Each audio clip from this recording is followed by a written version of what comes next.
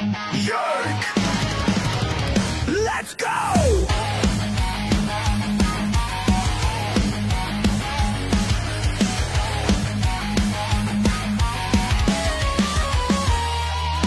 Cam's a shit kicker, 2 bombs in the lead. Soul Dragon Cougar's no time for fatigue. And he's a shit talker, stirring up the show. Never played a shift, but he's ready to go. The Cam and Strick Podcast is brought to you by Stifel, one of America's fastest growing wealth management and investment banking firms.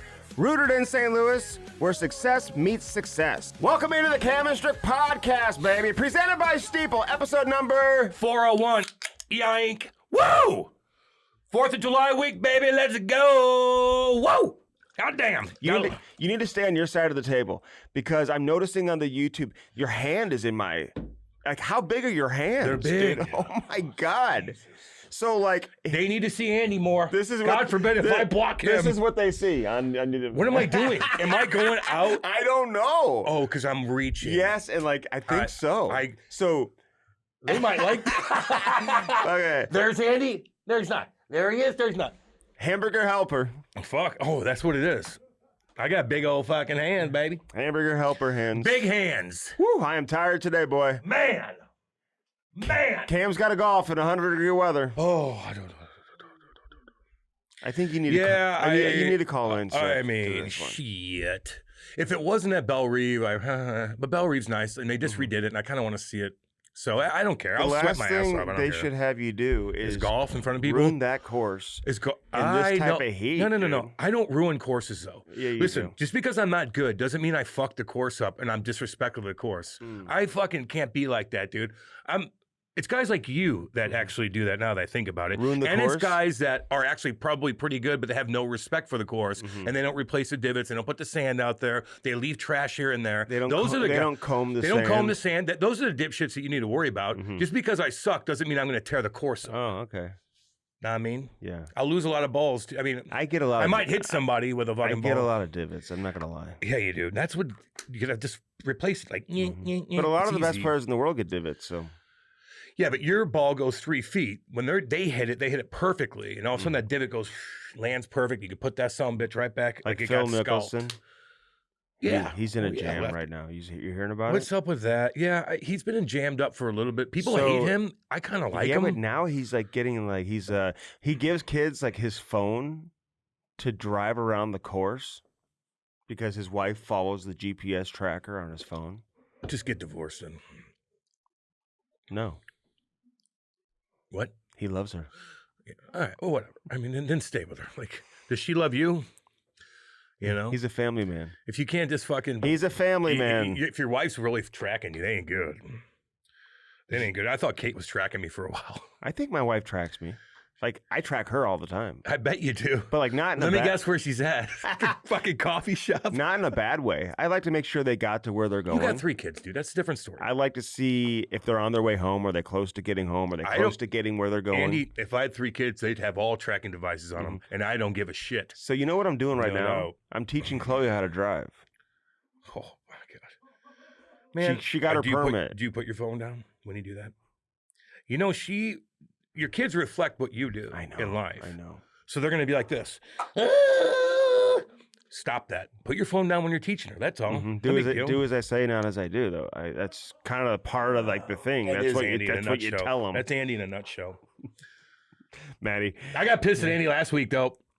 I got my lovely little nieces, little Maya, wanted to come on the pod so bad. She listens, unfortunately. They pop it up, their YouTube, they're young kids. She's begging me to come on. I go, yeah, come in here for 5 seconds, say hi, and then bounce out. And she was so excited. They knock on her, come on in, Maya. And she sat and she said a couple things. I'm like, okay, that's enough. And then she left. And Andy, afterwards, I go, yeah, Maya, you got a cameo, girl. With here, once we post it the next day, we're going to get up. I'm going to show you. She's so excited. She's 11 years old. God. Poor little girl. She loves her uncle. She loves me. I've been hanging out with him the whole time. I was so excited to give her a little cameo. Get to the point. I'm not done. And all of a sudden, I try to look it up the next day, and like the whole family, like, okay, where's she at? Oh God, they're watching the whole thing. The whole thing, which is not good. No, it's not. Which is not. I go, you guys don't listen to that first part. I'll find it. I'll find it.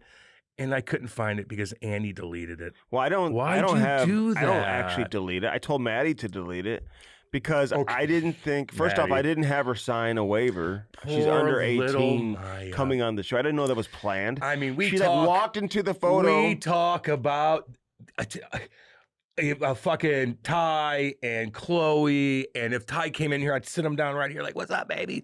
That poor little girl was devastated. But that would. Can you look in there and say, "I'm sorry, Hey, Maya"? I'm very sorry, Maya. But here's the Because deal. I would apologize. I didn't too. know that was planned because Cam was like this. You don't need When to she- know. When she was on, Cam was like, oh, okay, now. Well, yeah, because she's Okay, now we got to finish now. I'll see you in the beach here in a few minutes, okay? yeah.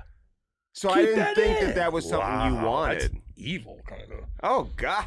Kind of. Her mom has to sign off on that, and you Whoa. can't sign the waiver. Poor little Maya. I love you, Maya. Sorry about Sorry, that. Maya. Sorry about that. We'll Andy, have you come Andy on doesn't and- like children unless they're Well, his put own. her on your Instagram. What?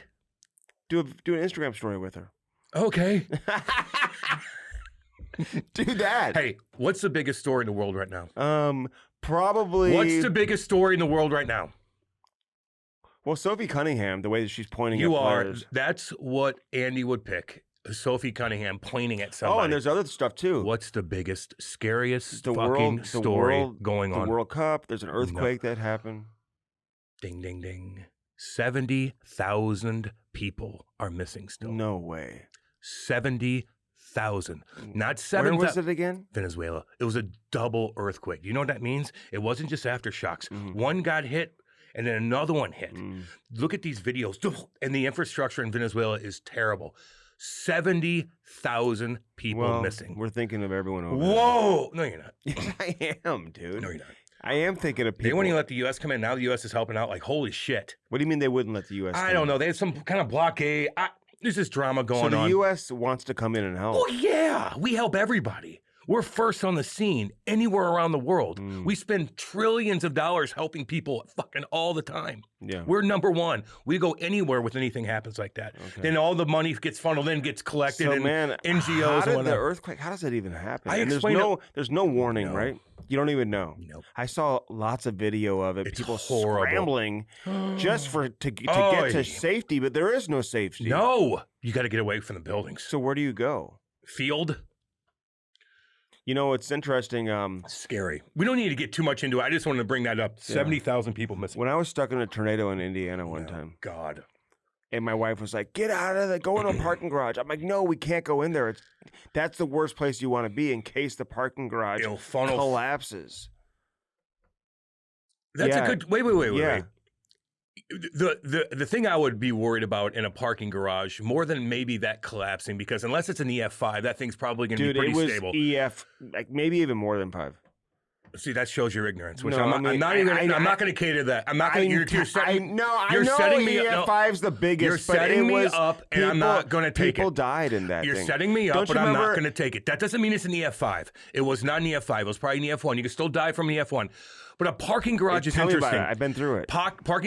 Parking garages are interesting to me. That's actually a decent question because you go under an underpass. Dude, don't do that. It funnels everything through so bad, and what you get killed by most is debris flying. Okay, yeah. So it might have fucking affected, but I don't know, man. It's Don't tough. you remember that my whole family was in the car? We were in Indiana. Several people died from this horrific tornado. And I was in Bloomington, Indiana.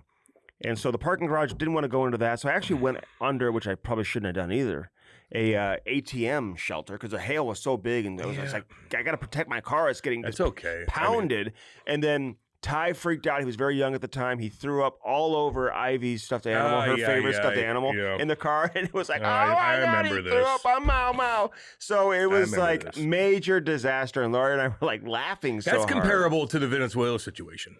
I'm glad that you brought that up. No, I'm glad no. that you brought yourself into this conversation when it comes to that. I just Isn't that comparable, Maddie? I want to send my 70,000 I want to people. send our thoughts though to everybody in Venezuela, dude. They're listening to you. Anyway, we got 4th of July weekend. What else fucking went down, man? It's the 250th anniversary. Yeah. In case you Conor didn't know. McGregor's fighting this weekend. Oh, is he? Yeah, Is he I forgot is he about ready it. to go? Andy, that's a goddamn good question. I've asked a lot of good questions. He so far might get today. his no. You kind of screwed up on a couple. He might get his ass kicked. I don't know with him anymore. I don't know. When you make that much money, You know he's fucking partying. He's starting to lose his hair a little bit too. I don't mean to chirp, but that interesting that he's fighting? I gotta be honest. Fuck yeah, that's gonna get so many views, dude. It's not really talked about as much as I thought it was. That's what I'm saying. I forgot. Yeah, nobody really cares. But he's fighting anymore. 4th of July weekend coming up here. I can't wait, man. Both of my neighbors are having parties. My dad's coming over. I'm cooking a fat ass. Both your neighbors are having parties. Yeah, I'm cooking a fatty tomahawk, baby. One of those fucking monsters. Hopefully I don't screw it up because I'm gonna have to take it next door, cut it up, and show everybody. Why do you have to take it next door? Because that's what I want to do. I'm gonna cook it because they're cooking brisket and everything. We have so much. Oh, you guys are having going. like a joint party. Yeah. So I'm in charge. Oh, maybe we'll come out. Come out. Yeah, you're more than welcome to come out. You haven't like officially invited us. Because I don't care if you're late to this. You could come show up anytime. Really? You're not gonna bother me. The only time you bother me is when I need you on time for something. This is anytime you want to show up. Come over. I need you to. I swear to God. Make an extra tomahawk though. Wait, no, like make me a steak too, dude. They're expensive, man. One will do just Do I need fine. to bring one over? Yeah, bring me one. I'll cook it up for you. Bring you one. I'll cook it up. up. It's your party, dude. You should be. No. You're having the party. You make me. What are you gonna bring? Tomahawk. I will. And have some tequila. You just said you're gonna bring over tequila and club soda, and I'll let you know what Laurie wants to drink. Oh God. It might get expensive. And it's got to be like red. It's got to be like red, white, and blue, and like all different. I'll do that. Kate's got it all decked out already. Yeah. So is that a Saturday? Yes, it's awesome. It's gonna be fucking 1,000 degrees. Party? Oh, is it on Saturday too? It's so hot in St. Louis this week. Mm-hmm. It's like the fire of 1,000 suns coming at you. It's gonna be hot. People are dying in goddamn UK.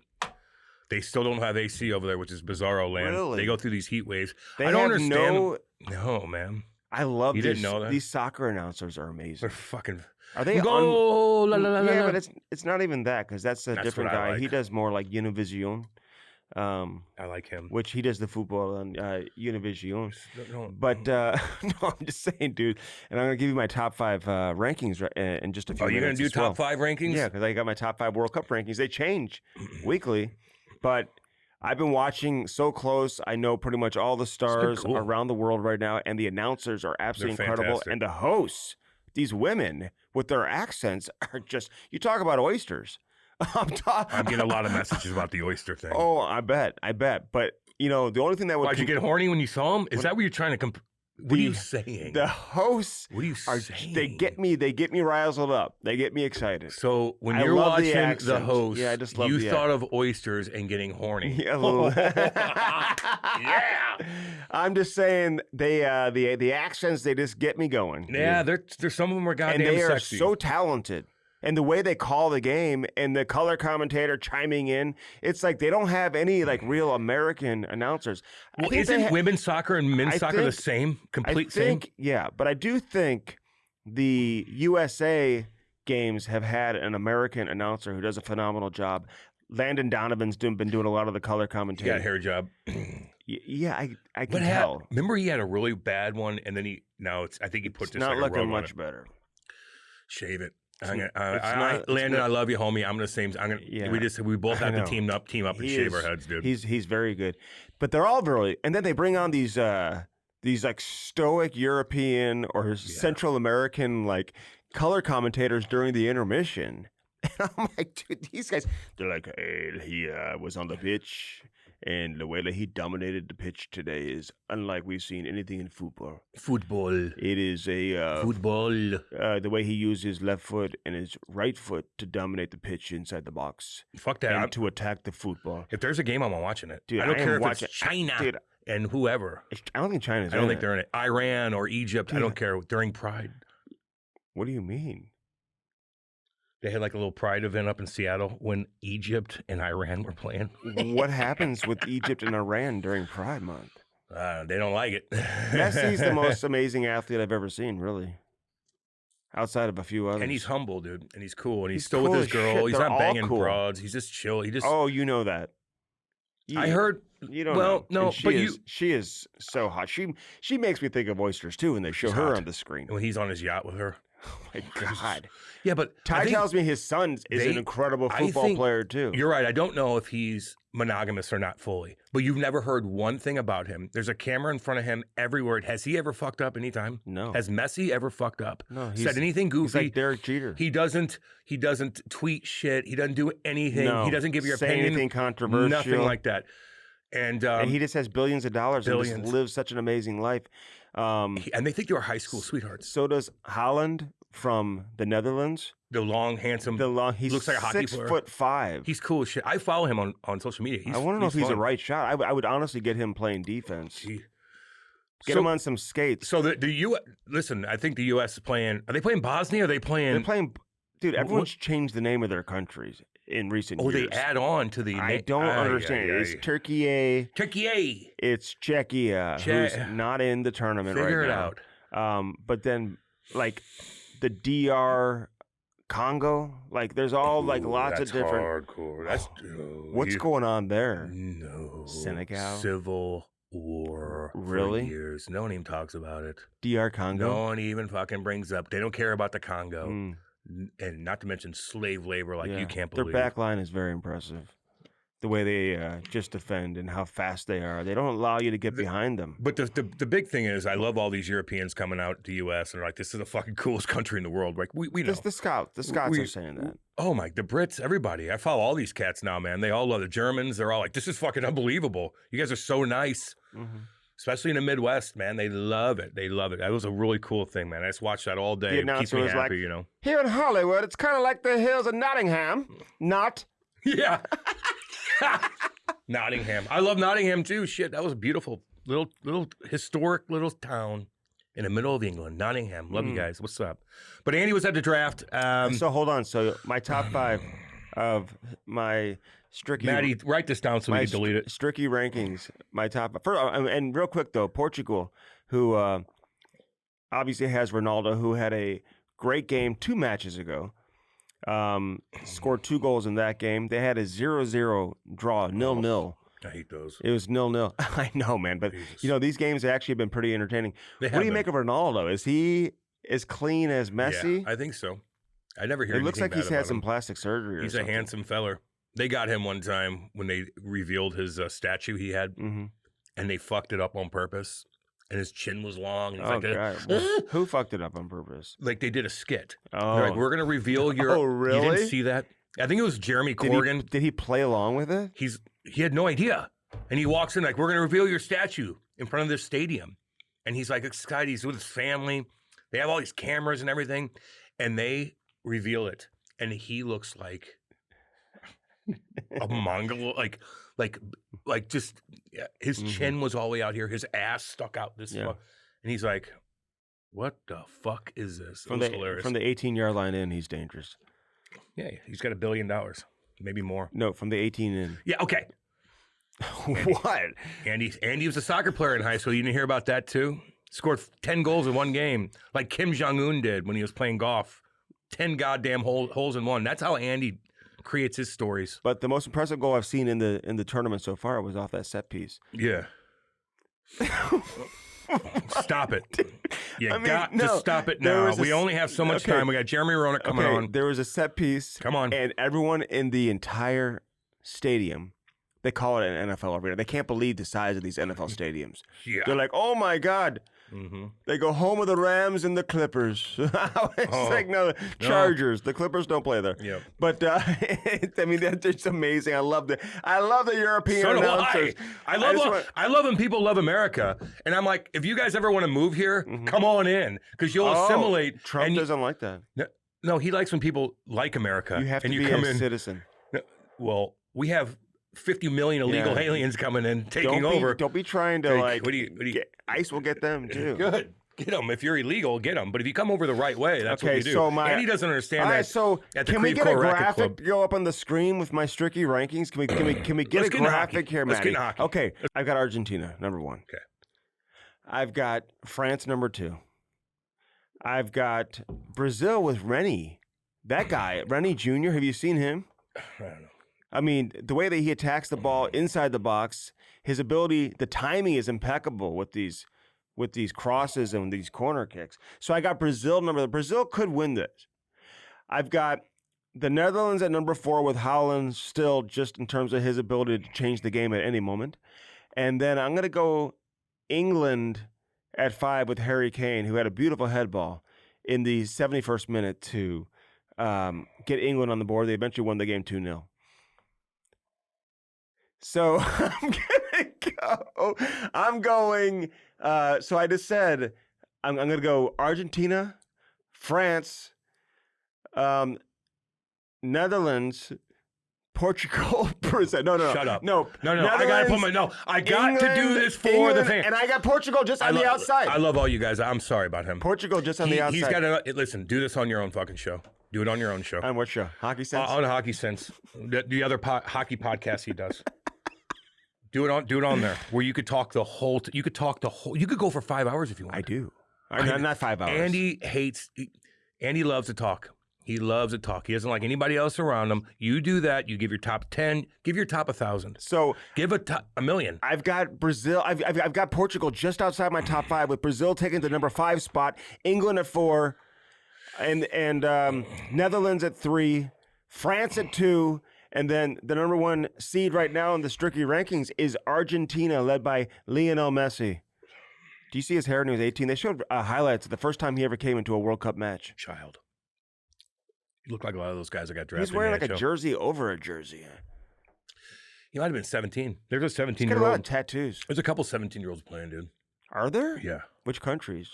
South America countries. I believe maybe Argentina. Maybe Mexico. I should know that. I was watching in Tennessee. Kate and I stopped on the way home. Oh, really? And they were just pumping this kid up. We're at a Mexican restaurant, and they're pumping this fucking kid up. 17. So a big shout out to Canada, by the way. You're in the round of 16, man. Hell yeah, Canada. I watched that game. Yep. The 92nd minute, they were able to pound it home. Beautiful timing, beautiful ball. Yeah, there's a couple things. The offsides, the flop, and then the extra The time. flopping is ridiculous. So the offsides, the flop, and the extra time is still goofy, in my opinion.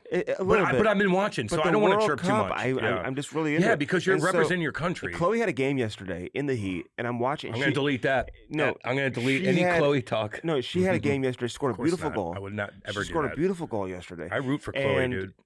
I feel like her watching the World Cup with me is really helping her understand the game, dude. It's been amazing for her. Watch these players, how they move the ball, where they get open.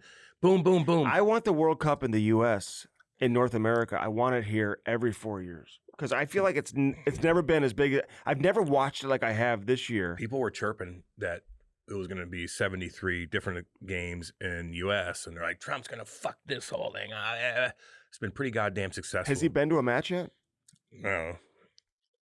Beautiful. The pitch looks great, too. Does that matter? The pitch looks great. Everything looks good. Although there's this really cool stadium in Mexico that you're sitting down and It's where the NFL games are? Beautiful fucking mountains everywhere. It's like the most beautiful fucking backdrop. It's like Red Rocks and Morrison, Colorado. But it's just all beautiful green It's like mountains. the Gorge in Awesome. Seattle. You ever heard of that concert venue, the Gorge? How's Jason Robertson wanting to turn down 15 Have you fucking... have you who cares? heard of the Gorge in Seattle? Beautiful backdrop there, too. What a diss to Seattle. And people are like, Seattle's a tax-free...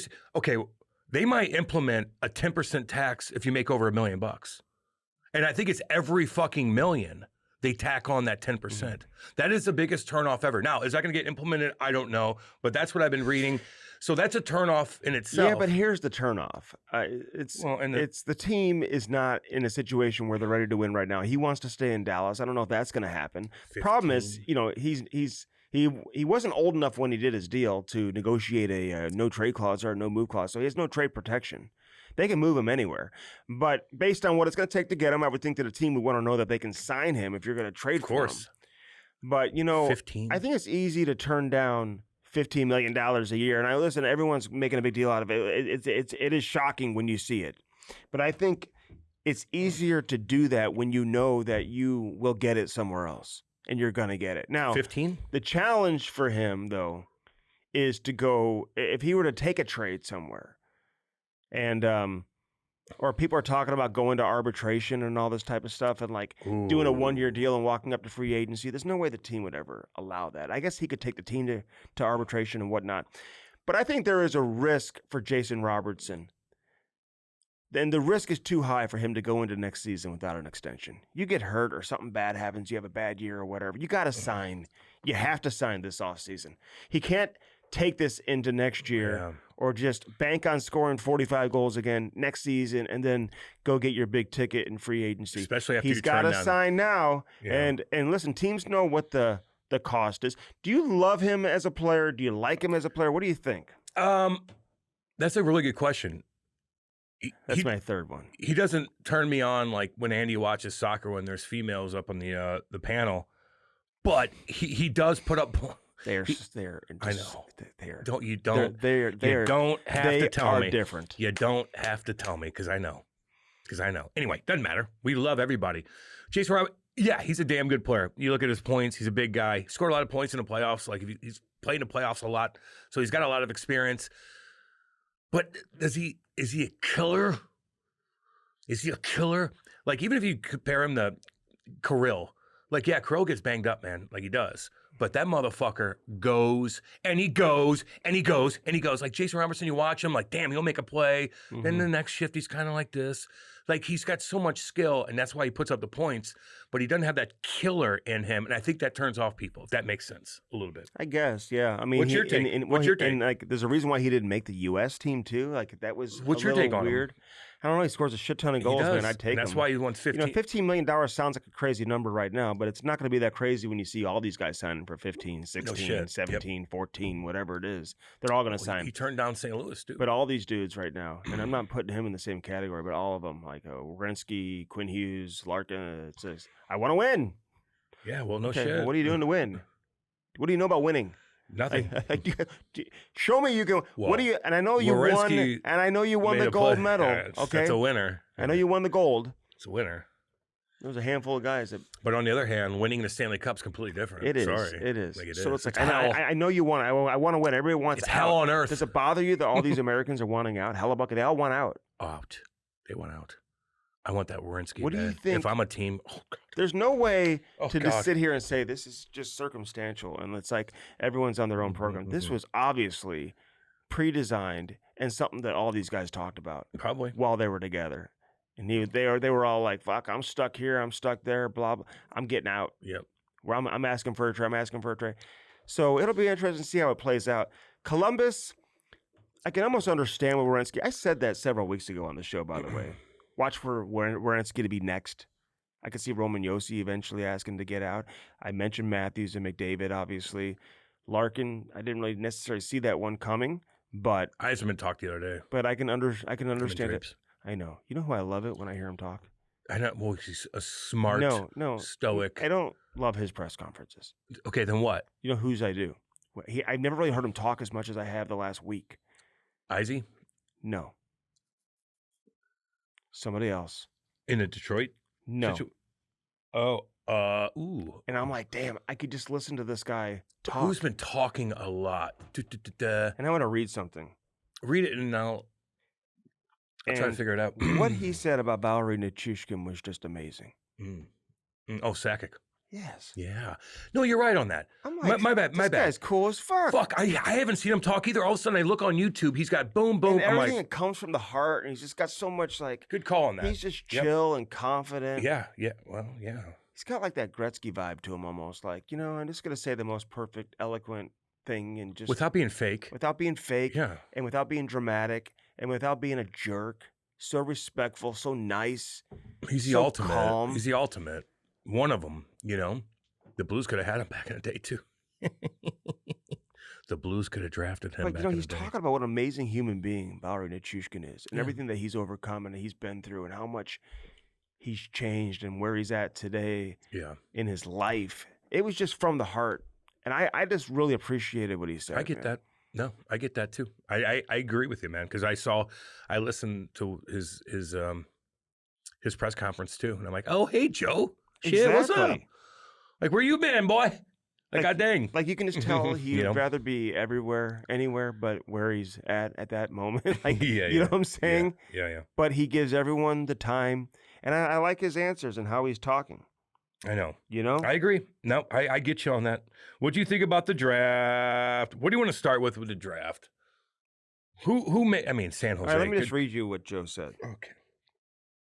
He said, we wanted to get assets for Val. It's tough losing guys and having to deal players that you're so fond of. He's just he could have left it at that. Then he goes on to say, he's just a tremendous guy. We don't win the cup in 2022 without him playing as well as he did. That team was on fire, and he was at another level. He had some personal issues that he overcame, and I'm proud of him for that. He's a different man. He's just a great, great human being.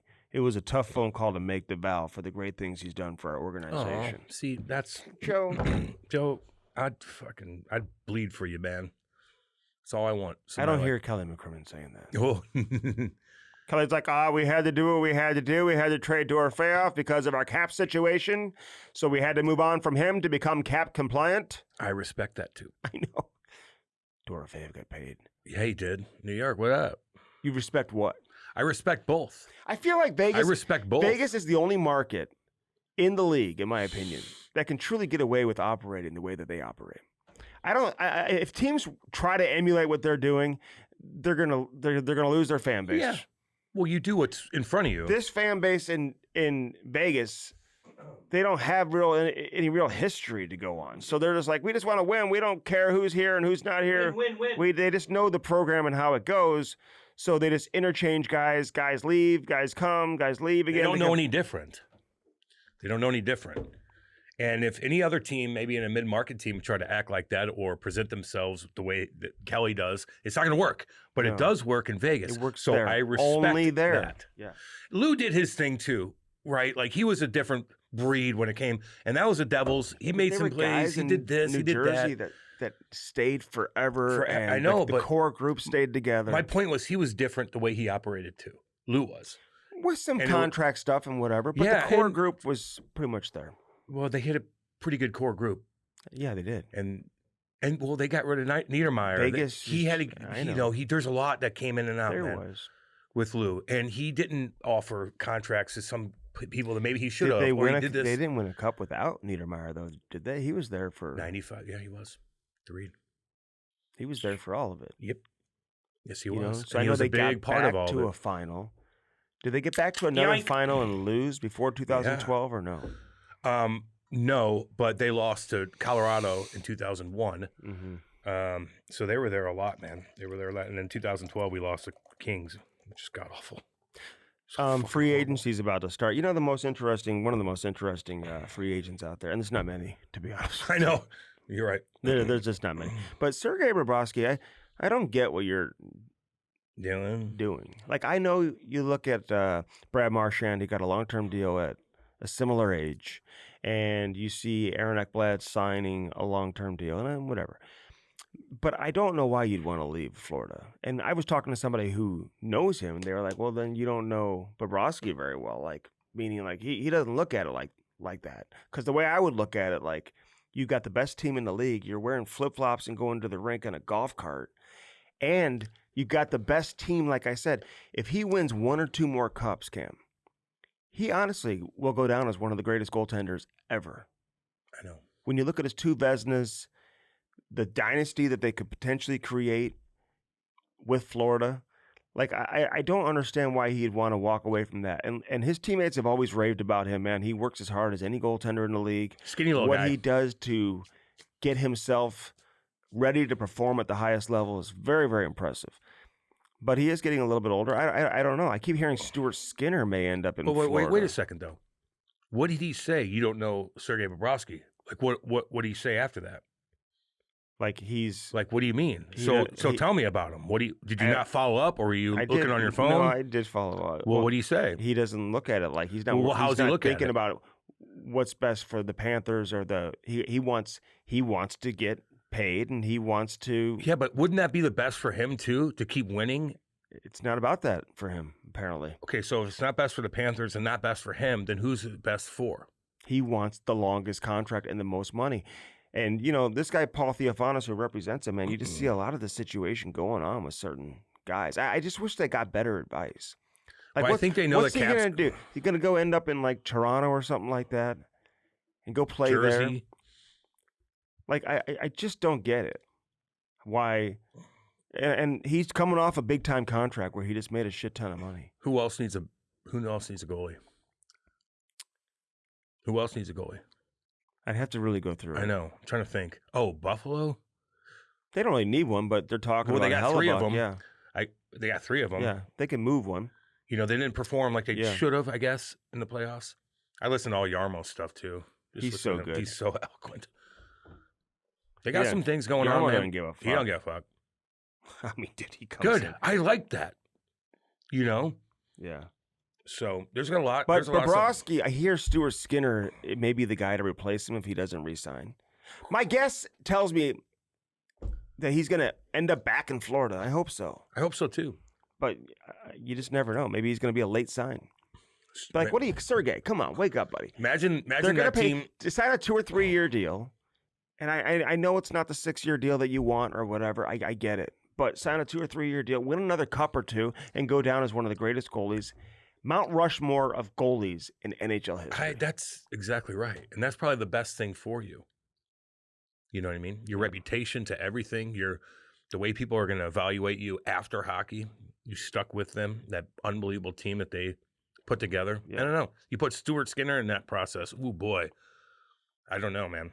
It's a big difference. You know what I love too about Yarmo, and I'll say this because knowing Yarmo as long as I have, and going through covering so many drafts that he ran in St. Louis, and how he's so good at evaluating players and talent. And people were like so surprised that he took the Daxon Rudolph kid as the first defenseman off the board, right? Everyone was expecting Chase Reed to be the first D-man to go, and he fell to 7.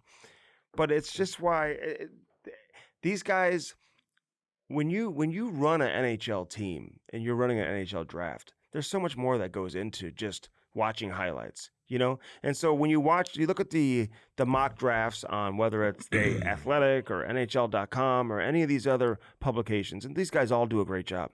Don't get me wrong. And it's great resource to have going into the draft to learn about the players and what the order, the selection order might look like when it's all said and done. But these teams, they dig so much deeper into a player and to try to find that right fit for that organization. And Daxon Rudolph, man, it did not surprise me that nobody had him going ahead of a couple of these other defensemen, and that Yarmo comes in and says, no, There's something there. I know this kid. I've gotten to know this kid. I know all about him. I've talked to his school teachers. I talked to his coaches from when he was a little kid. I talked to his neighbors. I know how he treats people. I know how he trains. I know what his body looks like. I know what what his body composition will look like 2-3 years. They've done so much studying on this guy. So he comes in and gets the 4th overall pick from Chicago, who just decides that we're going to give up the 4th overall pick. See, that's the difference. Inexperienced general manager in Kyle Davidson, who may go down as a great general manager. Who knows? He's got a long way to go to fall in that category. God, yeah. But the experienced GMs would be like, yeah, we're going to get Bowen Byram from Buffalo. We're going to get him here. Because I guarantee you Connor Bedard's putting the heat on. Probably. And his agency, Newport Sports, putting the heat on Chicago. Like, you want this kid to stay here, Bedard? Hey, let's start getting some players here. Restricted free agent. But the experienced general managers, they get Bowen Byram without giving up the 4th overall pick. That's the difference. And you may say, well, I don't think they'd be able to do that. I bet you there would be a way, man. You'd find a way to get him to come there without, and especially if he wants to sign in Chicago and that's where he wants to go. They're saying he's going to get $12 million a year or whatever he's going to get. I like Byram. He's a good player, like really good player. I think that. But is he a number one? I think he envisions himself as a number one. I don't really know if he is. He was in a great spot too in Buffalo, but now he's going to go to Chicago and be the guy. I'll be curious to see what that looks like in Chicago. But I'm just shocked that they would give up. Based on what they've been doing, they got all these other picks, and they've had some misses, I think, with some of these high picks that they've had in recent years, just based on how it looks right now in Chicago, and to not value an opportunity to go get another guy. I don't know. That was strange. That would have been like San Jose saying, "No, we're not going to draft number 2 overall. We're just going to make Ivar." I know. I talked to him. I talked to Otto too, man. Otto. Otto. Yeah. In Sweden, it's Otto. Okay. I would say, these kids are all skilled. Some need to get faster. Some need to get quicker. Some need to get bigger. Some need this. Some need that. But they're all so skilled. They probably all, for the most part, as far as the big dogs that got drafted, all could have the skill set to play in the NHL. It's like, who's upstairs? Upstairs, how you doing up there? Yeah. Where are you? Because the biggest problem playing in the NHL isn't that your lack of skill or your speed. They're all fast, or your work. Can you fucking perform every other day? Can you? Does your mental capacity, can you accept that to perform every other day? So that's why you got to talk to their teachers. That's why you got to talk to their this. That's why Yarmo's putting on all the work. Who is this kid? They're all fucking skilled. So everyone, can you do it every other day? so everyone's all surprised. Chase Reed is falling. Yeah. It's because all these teams do all their homework, man. It doesn't mean that he's not going to be a great player. He still went into the top 10. Yeah. He's a great story. Yeah. Like he's playing in the USHL, like a healthy scrap. Wasn't even playing a whole lot, and ends up, getting an opportunity with the Sioux Greyhounds in the OHL, and he took off and ran with it, and still went into the top 10, man. So, but my favorite defenseman though is this this Carson Carls, man. Oh yeah. The good old boy. Yeah. Oh, that stayed home. That stayed home. I didn't like that. He's farming. Oh, he's not. Cam doesn't know. Cam has no. Cam can't relate. It's so unrelatable to Cam. The farm Creve boys. Core boy over here. The farm boys. He got it. He got his own. They gave him his own engraved belt buckle that he wore. You're farming. He's farming. Yeah? He's calving, dude. Oh, yeah, you're farming. They're calving. No, I thought that was disrespectful and dumb. To be honest with you. He's calving. You don't even know what that is. So, You don't know what it means? Well, take a calf and you got to take care of it after it gets fucked. Whatever. No, I think that like they're mating cows I don't care. or they're delivering them. I don't care. Have somebody else do it. Go to the draft. And it's hay season too. It's fucking 2 days. Go to the draft. Go represent yourself at the draft. I got to stay on the farm. Have your He dad reminds do it. me of like Have your fucking cousin. He reminds me of an old school player drafted in like the 80s. And I don't care about being petty. I thought that was dumb. He's a in my sutter. opinion. He's like a sutter. Did they not go to the draft? Probably not back then. Yeah, who cares back then? Just go to the draft and enjoy yourself. Like the farm is gonna be fine for a day. Did you watch the draft? Yeah, I watched the whole thing. Watched the whole thing. Go to the and he probably had a better party there. I went to the draft. I was a 4th round pick. Fuck yeah, I'm going to the draft. Goddamn right. No, But I know. Why I know. the hell would you not go to the draft? Listen, That's a dumb it's thing. Different. Oh, calving. I don't give a shit if you It's have a farm or hay not. season. I don't care. This is the biggest moment of your life. Didn't you work your ass off your whole life, your family, everything? We got to stay on the farm this weekend. This weekend you do? Bullshit. I didn't like that. I like his style, though. He looks cool. His belt buckle said, hockey will take you all over the world. Yeah, but you didn't leave. But farming will show you your roots or Yeah, something like fine. that. You know what? You're going to make enough money where you're going to be able to do whatever you Doesn't he want. seem like a perfect fit in Calgary? Sure. With the Stampede and everything? 100%. No doubt. He's got the look. He looks awesome. I didn't like that. Get the fuck to the draft. Yeah, Cam has no idea what hay season is. Come on. Creve Core boy. Look that up on the map. So this, Look where Andy grew up and look where I grew up. I'll give you my address. This guy's got hay season. I'll give you my address. This guy's got hay season and calving season, and Cam's telling him to leave. Yeah, leave. Go to the draft for 2 days when you're going to sign for $100 million eventually. So disrespectful. Him? You. Both don't care. He's got Get work. the fuck to the draft. He's got work to do. He's got chores on the farm. Work. Now, Gary Bettman tried to interview him though. Like that didn't. Gary Bettman. Can we? This draft. These guys. You got fucking Bieber in his goddamn sweatpants. Fucking probably snorting ecstasy. Looks goofy. Didn't even know what to do. He's like, ugh. Austin Matthews didn't even show up. You got the first pick overall. Your captain doesn't even show up. Why would he? I don't know. Fucking Fucking whatever. I don't know. You have nobody He representing had a you. nice video that he had. I saw it. I thought it was a very good video. You have nobody representing you. If I'm sure they asked him, can you just be there with him? Like that? I thought that'd be kind of cool. No, I've never seen that. Okay, maybe not. But everything's kind of goofy with Toronto. It took fucking forever. You got to get another celebrity everywhere. No one even cares because they're like, okay, draft the fucking players, speed it up. It went way too long. My thing is this: if you're gonna do this with Bieber, you got to rehearse it. And if you did rehearse it, and you know he's not paying attention, and you know this has a chance to just be a complete utter failure, I think it's not fair to Gavin McKenna. He gets one chance in his life to be able to hear his name called as the first overall pick, and Bieber's like whispering in Gary's ear. He's like, what do I Mr. McKenna, we'd like to draft you to the Maple Leafs. And it's like, what? That was the most. So you want to have Bieber as part of it. They think he's to cool. Add to it. Have him like perform, sing a song or something like that. They do. The NHL's like, yeah, we got Bieber. We got Bieber. The NHL's so dorky. The only cool thing about the NHL is the players. It's the game and the players. That's it. It's the game and the players. Everything else surrounds it is the dorkiest fuck thing in the world. Always They has don't been. know what to do. No. They don't know how to market. No. They don't know any of that shit. You're right, man. They try to fuck. What's the NBA doing? You're not the NBA. They do what they want. What's the NFL doing? Oh, you're not them. Be your own thing. They bring the NFL player on from the Buffalo Bills, you know? He talks the whole time. And Talk for 20 like, minutes. They bring the house down, and Yeah. and What's his Shane name? Doan's son, like, he's just like trying to follow along. He's like, Oh, "Let's go Buffalo!" And Yeah, he's like, I get- he's trying to follow along, has some That guy was rhythm, cool. has some game. That guy's guy was cool as cool. fuck. Yeah. He doesn't give a shit. Just like Bieber doesn't care. That's like this. It's like such small potatoes for him, for everything in terms of the audiences that he's in front of all the time, where he performs, how big of an audience, having to go to the NHL draft. He just doesn't give a fuck. they put couches in the draft, like lounges, like it's a club. Speed it up. Speed it up. I'll tell you what. I wanted the Blues. What was the Blues had a 7th round pick, didn't they? Because I stopped watching after a while. I'm not gonna lie to you. I left. I had to leave in the 6th Oh, round shit. to go get a The Blues had a catch a 7th flight. The Blues had a 7th rounder. They did.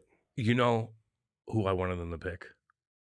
Who, the 7'1"? The monster. Did he go in the 7th round? When did I he go? think he went in the 7th round. 7th round pick. I think he's playing in the OHL right now for, I believe, Hamilton. He's 7'1". He's 4 or 5. He's 4 inches, 3 inches taller than Chara.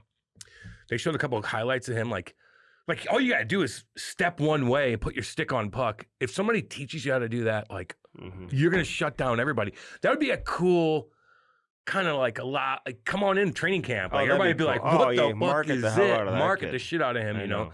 So anyway, Well, they didn't have a. Well, yeah, they had a 7th round pick. Yeah. And the kid was there. He like was one of the last like two yeah, of the draft picks who came. yeah. I And didn't there mean were- to I chirp think there were him, 2 left. but I was just like, grab this fucking big guy. 2 left that were in attendance. that Grab is. the big guy, Andy. Just grab him. I will say I met this one kid at the hotel. We talked for a little while, and I didn't really know much about him. I kind of felt bad. Now just really learning his story is incredible. He was telling me his story. Jackson Cover, Yeah. the kid who grew up in the Cayman Islands and he started playing hockey Yes. like 5 years ago. Yeah, Ends 12. up being a 1st round pick, plays in London for the Marks. Rollerbladed. Yeah, played with Pat Maroon's son. He's a rollerblader. Rollerblading. Yep. And that's how he got into hockey. Yep. And during COVID, they went to a boarding school over here in the States. I watched this whole documentary. I was saw like, it. I got to learn more about this kid. Interesting guy. He is very interesting. And there's 3 people that really stood out to me, Cam, in my experience in Buffalo, which I want to get into here. Buffalo is a very I don't know what it is. Not a whole lot going on down there. A lot of I don't know what to make out of downtown Buffalo, but they love their Sabres and they love their hockey, and it's all good. But Jackson Cover, man, one of 3 that really stood out for me. The other one, I talked to Matthew Schaefer for a little bit, dude. Fuck it. You mean the He's the just, correspondent? I know, he's just got it. He's though. got it. He's like shaking hands with everyone around. Looks like he's been in the league for 20 years. The Like way he presents himself. He runs the league.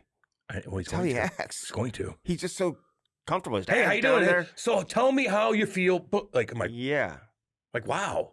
I know. Like, you don't have any practice. You're 18, 19, and you're already hosting events while you're what was he dominating. hosting? He's down there interviewing the guys. You didn't Oh, he see was? that? No. Oh, yeah. Was he doing it on Sportsnet or something? Or was He's it on NHL was it on Network. NHL Or- Network. No, it was on right? ESPN. ESPN. And they showed him. He looked handsome. His hair's slicked back. He's I heard. very well spoken. I know he is. Holy Just really, macatoli. very impressive. I Really talked to impre- him. I love him. And I felt like I was talking to somebody who was like 10 years older than me. You could tell he's got it. But like, On and off the ice. I feel like he could like. I don't want to say turn it down a notch a little bit because I think he's being who he is. But just Well, they're asking him to do a million I things, know. dude. But just like, what Don't do you get carried away. What do you like when you're not like? Are you chill? Like, can you just sit back and like? Are you just always just See that? so perfect? You know what I'm saying? He's just like a perfect, Yeah. Do you very like? proper. Have you done stupid things? I hope Right, so. Right. Like not too bad, but like, are you normal? Are you So are you a he's just, perfect person? Like just Mhm. going around Robot. like just shit. I know. So Listen, anyway, they so he's ask him a great. million things to All do, right. and he's got to say yeah. All right, the other one, who is my number 1 star of the weekend, and we talked forever, Cam, at the bar. This guy is the ultimate shit kicker. One of my favorite people. I've interviewed him several times over the years. I've never hung out with him Can I guess? and had this type of conversation, this long of a conversation. We're on the same page with so many different things. He is a shit kicker. We're on the same page as so many different things as far as what? Politics. Shit, you agreed with everything you said. What are you talking about? You don't even know what he was talking about. You're like, WNBA. oh, he he must be a shit kicker. He is Can I guess? the ultimate shit kicker. Really? And I don't know why we haven't had him on. I do feel we had such a great conversation. And I said to somebody who works with the team that he's associated with the next day, I said, dude, this guy's fucking, I go, I've interviewed him. I've been around him millions of times, but I've never really hung out with him.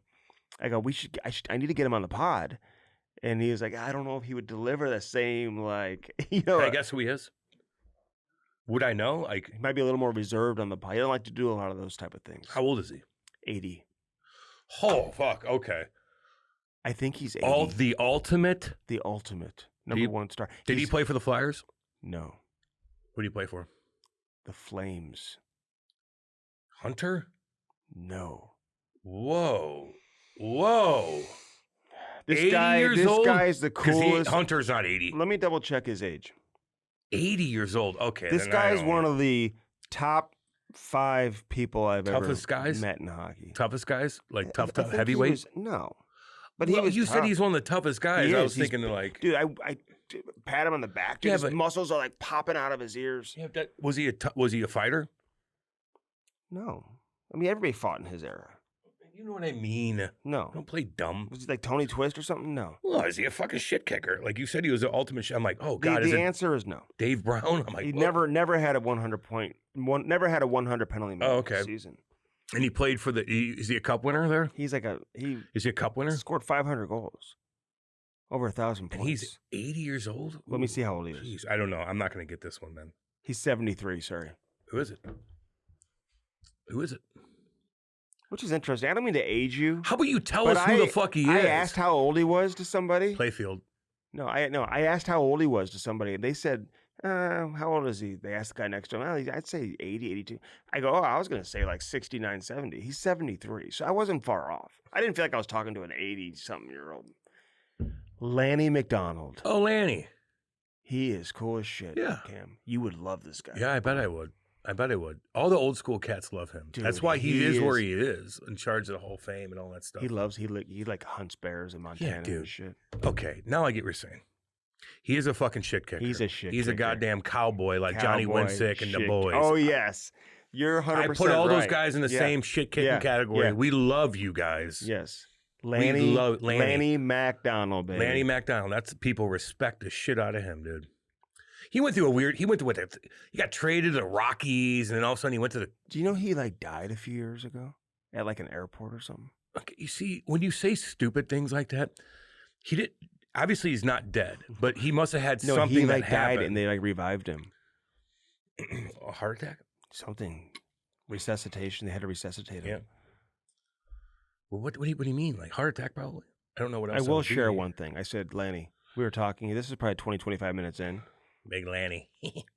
Several tequilas in.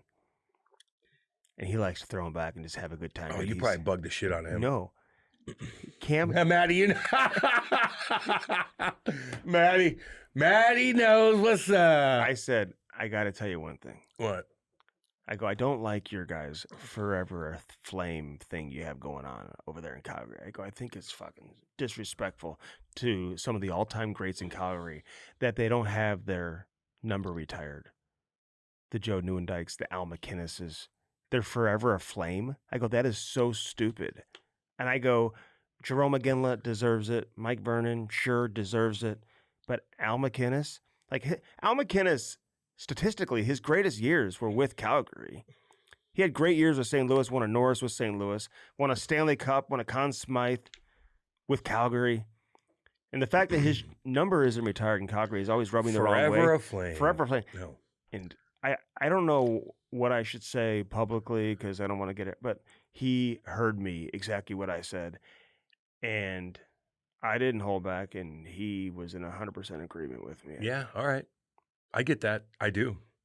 Everybody's a flame. Well, yeah, okay, fine.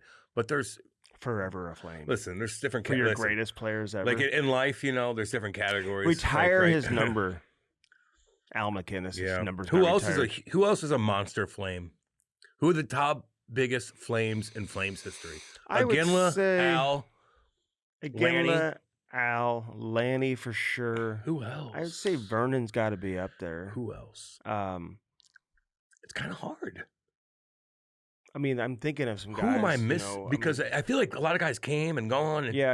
Right? Yeah. Calgary. We love all you guys in Calgary, too, by the way. You're going to have a brand new facility. Can't wait to see that. Cannot wait to see that. It's going to be amazing. Who's the top 5 Calgary Flames ever? Well, let's look. Let's look at it real quick. Giving you guys a little shout out. What's up? I don't feel like we don't talk Calgary enough, man. Anyway. Theo Fleury was a great one. Oh, son of a bitch. I'm putting him up there. I said he got us all into hockey, man. I said that to Lanny. Hell yeah, Theo. Now he's Joe Newendike. So that's their top Joey, 6. yeah, Mika big Kiprusoff. I feel like, man, like you look at the top 5 Blues, you know, ooh man, big boys on there. But if you look at the top 5, dude, I saw a documentary on YouTube about But Calgary, dude, they haven't won a cup since '89, and I don't think they'll win a cup in the next 40 years. Ooh, gee, I don't. God, quote him on that. Clip that off. I don't think they will. You don't know. I'm just saying. I just don't see it. 40 years. Ooh, that's a big one. Maybe 50 years. Oh man. I'm sorry, Calgary. Yeah, I hope not. I don't want anybody going 50 years anymore. They might. And you know what? I don't want any team. I don't want With all that. these guys leaving, hockey's gonna like turn into baseball. Like we're only 3 or 4 teams have a chance. I just feel like they can only have so many players. You can only have so many players on these teams. Like Werenski, I get it. Okay. But 40 years. You're from 50 years. Oh, dude, clip that off. Oh man. I love Calgary. It's Alberta.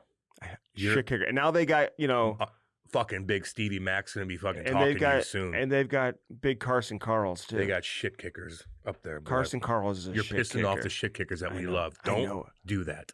Carson. Don't do and that. I love all y'all in Calgary. You want to say Ottawa's not going to win for 50 Alberta years. beef, all y'all. I'd eat the tomahawks out there. I'll meet you at Cowboys right now and we'll hang out all night. You'll eat. Look, everybody, I'm eating. I'll go to the Stampede. I'll go eat at Cowboys. When Andy eats, everybody's like, "Good job! You did good." We'll go to. You almost finished it. We'll go to Joey Tomatoes. There's cute girls there too, just so you know. I know. Not that matters. It doesn't matter. It doesn't matter. We love all women, especially the ones that are on the panel in soccer. Oh, Jesus! With those accents. How was the panel with the draft? I didn't get to watch it. Okay. But I heard in my couple group chats that I'm in that it was not very good. The U.S. version was struggling. Is that true? It doesn't matter. Just answer the question. I thought they were fine. Emily Kaplan was fine. Megan was cool. Johnny. Who else was on that mug? Kevin Weeks. Oh, yeah, Weeksy. Yeah. We need to get him on, too. There's like going. It's not an easy fucking thing. Do you know how much information that you have to fucking have? But in front I will of you say, like, to deal with you that? watch the NFL draft or you watch the NBA draft, like the It's NFL like a party. draft, dude. But they've got guys that are just breaking it down. You know what I'm saying? They know everything about everybody. Yeah. And the NBA draft, you bring Jay Billis and all these other guys on there, man. They just know. Hey. And I feel like hockey, Sportsnet has some of those guys. You know, there's the Jason Bucalas of the world and some of those guys that are on Sportsnet that they do that for a living. He was also on Hockey Sense a few weeks ago. Like those guys know their shit. You know, I mean, I don't know. Hockey's a little different. I just think that it just took forever, and they just tried. Which day? The second day or the first day? Really? I didn't watch it. I don't. You didn't watch rounds 2 through 7? No, I did not. But the first one's like, let's just go. Let's go. I think people are complaining about that. You're trying to be funny. You're trying to be cute. It just doesn't work. What dragged on? Just like, you gotta get somebody up there from somewhere. It's just like, let's go. Just speed it up a little bit. That's all. No big speed deal. it up. Speed it up. Come on. Break it down. It's not an entertaining enough production to have it not. last as long as it does. There it is. There it is. Like, That's all. Like you're No just big deal. dragging on a production that is already Speed it up. not as interesting as it could be, probably. I like that pick, that fucking Montreal. Mr. McKenna! You want to be a Maple Leaf? You tell he's got sandals on. And McKenna's like, He didn't even care. McKinnon didn't even care it was so Bieber. anticlimactic. Like McKinnon's like, Bieber's cool. He doesn't care. He's from the Yukon, baby. He's like, Bieber. I'm not listening to him. He bought his granddaddy a new truck. Good. That's what you do. Driving him to practice. That's what you do. In the Yukon. I want to go to the Yukon. I like this fucking Russian kid that Montreal picked up. I'm watching his highlights. Oh my God. Kleb. This guy's smashing cats. Oh, I'm watching these highlights. He's literally fucking crushing guys so bad. He's got a weird scar on his, like, he looks tough. Like, I'm like, he God. looks like he's like Drago or something like that. Ivan, yeah. You know? Like he's mean. Like I don't want him to ever know he's English. fast. I know. Don't ever learn Be English. like Anton Volchenkov, where your English gets worse every year. Worse every year. It's my boy right there. And get his ass on. He actually speaks English. Hey, just speak Russian. Speak Russian. You sound cool. Can we give a shout out to Keith Kachuk? Yeah. Yeah, we didn't get to do that last time, yeah. You know, we've been, and on this show over the years, back, by the way. I know it took you 3 or 4 days. I know, I'm like, God damn it. I know. God. Okay, so, and I saw Taryn at the draft. She was working. Yep. I saw that too. Where'd you see it? She posted on her Instagram. On her Instagram. Yeah. But anyway, so Big Walt, man, you know, we've been pushing for the Hall of Fame for him for how long, Cam? A long time. And you know how much, man, we love that family, dude. Yep. It's just favorite teammates ever. It was it's like almost like emotional, man, that he is getting in. I think it's unbelievable. And very well deserved. I think a lot of people even last year felt like this would be the year that he gets in. That's why we wanted to have Roenick on, because Roenick got in last year. Yep. I feel like that paved the way for Big Walt to get in. And of course they played together for a long time in Phoenix. So big shout out to Big Walt. Love you, buddy. Deserve it so much. And pretty good year for that family. It's going to be fun. Now people are coming out about Brady and being like, he told his teammates 4 years ago. Shut up. Well, good. He probably did. Care. We've been saying it for years, I don't care. He's probably going to care exactly. I don't care. Some are saying, like, they got very emotional over him signing in Florida.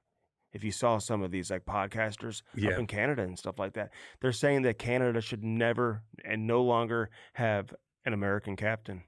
Okay. Then don't. Because they eventually want out. Then don't. If you're a Canadian team, are you weary about signing American players? Well, if they want to sign there, no. Or drafting. Yeah. Or trading for.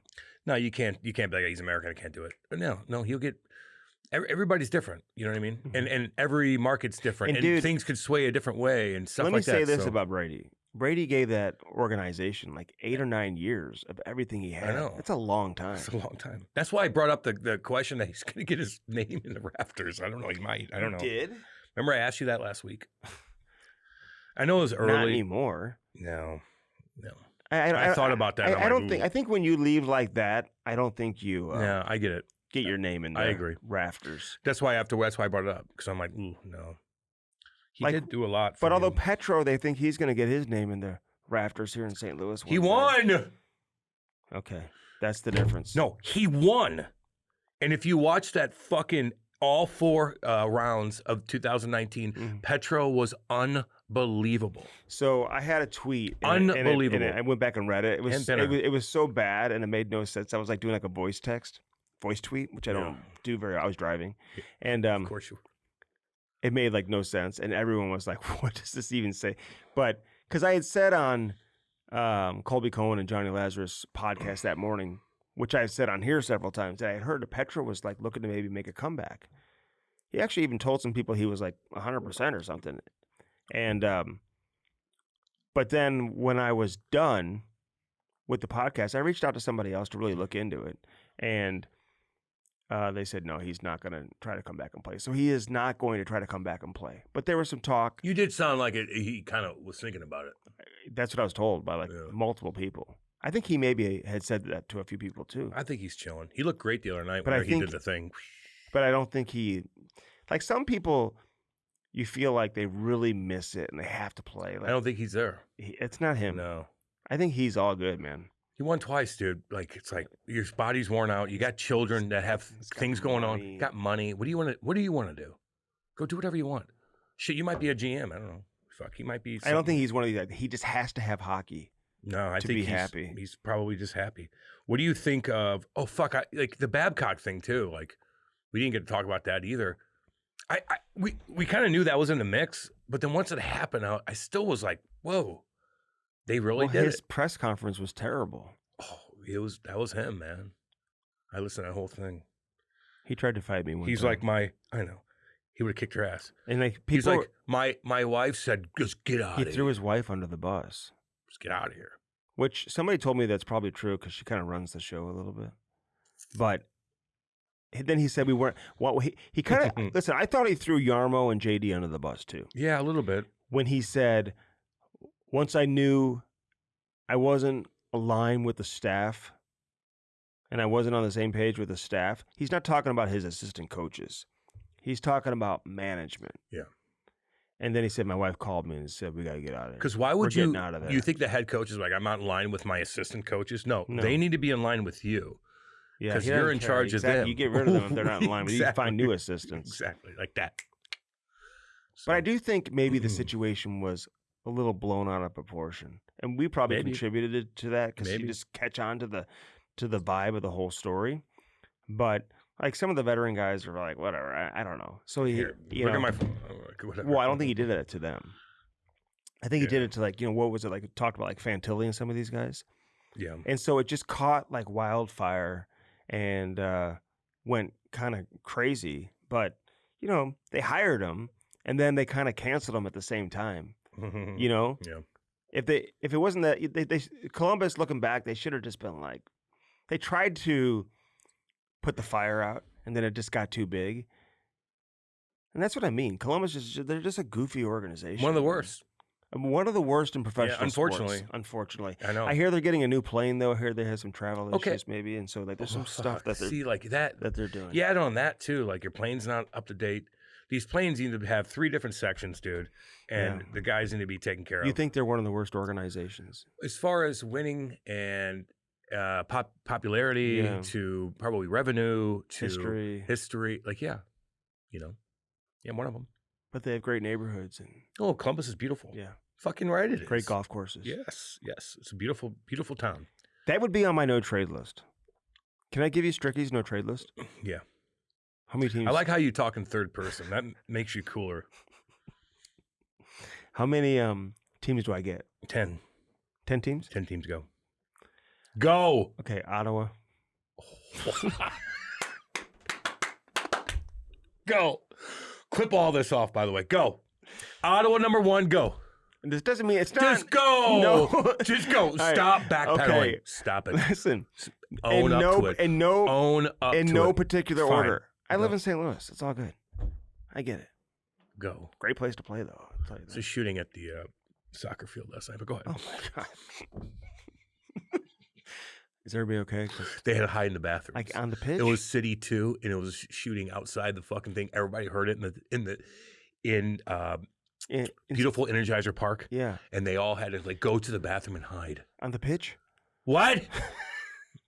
Go. Ottawa. Go ahead. Okay. Go ahead. Ottawa Yep. is Come on on. my no trade list. Get going because I know it. Go. Okay, Winnipeg. Winnipeg's on my no trade list. You don't have to answer for me. Then go. I'm gonna tell you who's on my no trade. Winnipeg's on my no trade list. I'm gonna say after this, Buffalo's on my no trade list. And I love football. I'd play football there. The stadium's in a different spot. Buffalo is on my no trade list right now. Okay, Calgary would be on my no trade list. And I like Calgary, but it's just too far away from where I need to be. Keep going. Right now, I'm gonna say New Jersey's on my no trade list. Just don't want to play there. Okay. Okay. I just don't want to right now. Well, you're not going to. Okay. How many is that? I don't know. Hold on, let me just go to the. Come on, because I speed don't it want up. to forget anybody. We got JR coming on, dude. I know. Come on. Come on. Do this on your other show. No, Jesus. okay, so here we go. Buffalo's on my no trade list. I'm gonna say Ottawa's on my no trade list. Columbus is on my no trade list. New Jersey's on my no trade list. Let's see here. Winnipeg's on my no trade list. Edmonton's on my no trade list. Best player in the world. And then Best player in the world. Andy doesn't want that fucking cold air, and baby. I'm gonna say I said Calgary, Yeah, right? you did. Okay. You can say it again if you want. I'm gonna say the Islanders. Just don't want to. Andy, I get you. It's all good. I just don't need That's it. still I just don't need it. I right get now. you. I'm not gonna go there. I'm gonna say I'll go to Carolina. yeah. I'm gonna put Chicago on my no trade list right now, and I'm gonna say Vancouver's on my. And I'd love to live there, but Vancouver, you are on my no trade list right now. And Can I guess? I'm gonna say what? Can I guess? Sure. Seattle. Seattle's on my no trade list. Yep. I just don't want to go there right now. Yours is kind of the same as mine, although I'd go to Jersey. Hell yeah. I play with Jackie Boy. You're damn right I would. I play with Jackie Boy in Jersey. It's going to be all the Canadian teams. I play with Bedard in Chicago, too. I will. That's what I'm going. I'll go to Chicago play with him.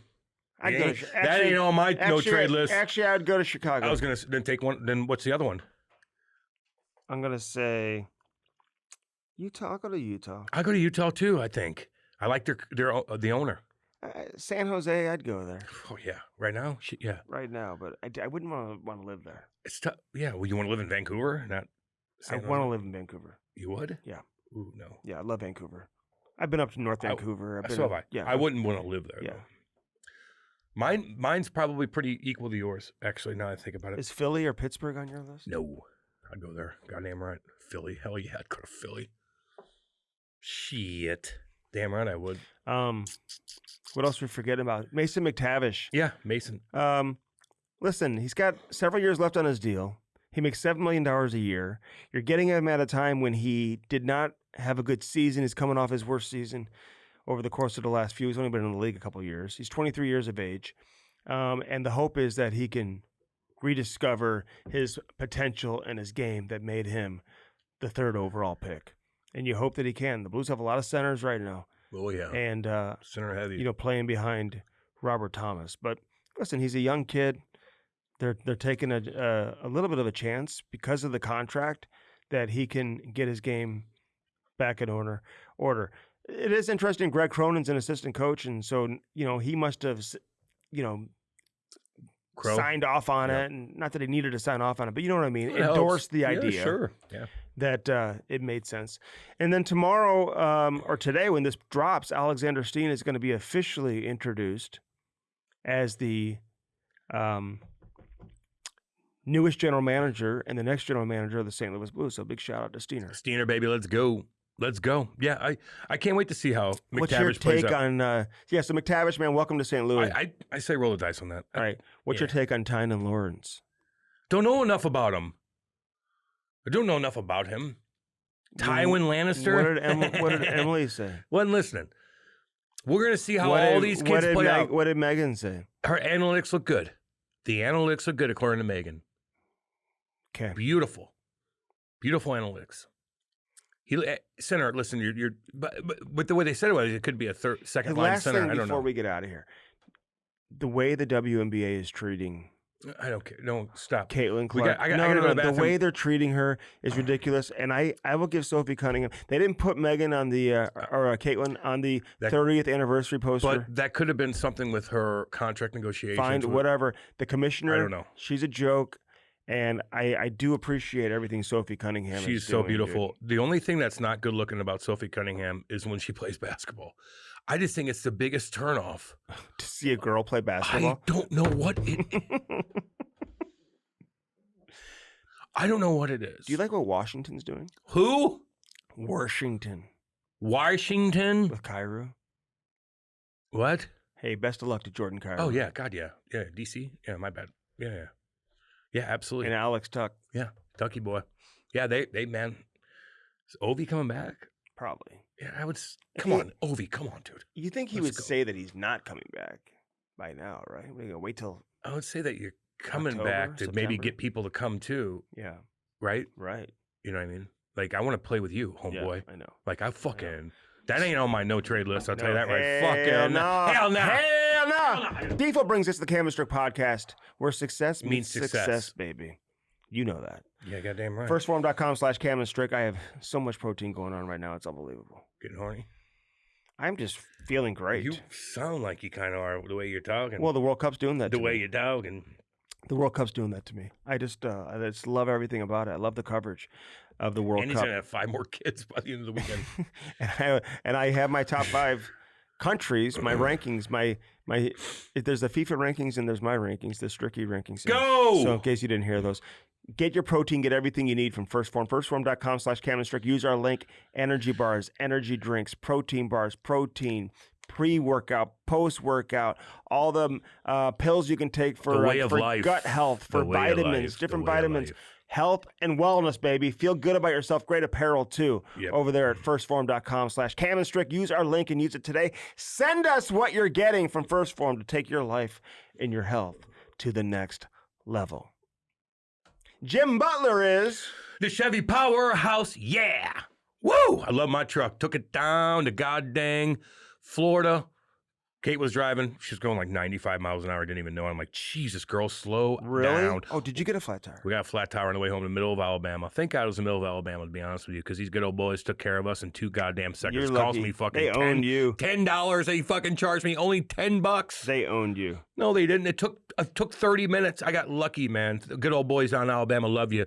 Jim Butler, the Chevy Powerhouse, selling them goddamn things like hotcakes. All right, 4th of July sale event at Jim Butler, celebrating 250 years of America. 0% financing for 5 years, plus no payments for 90 days on the new 2026 Chevy Equinox, the Trax, and the Silverado 1500, baby.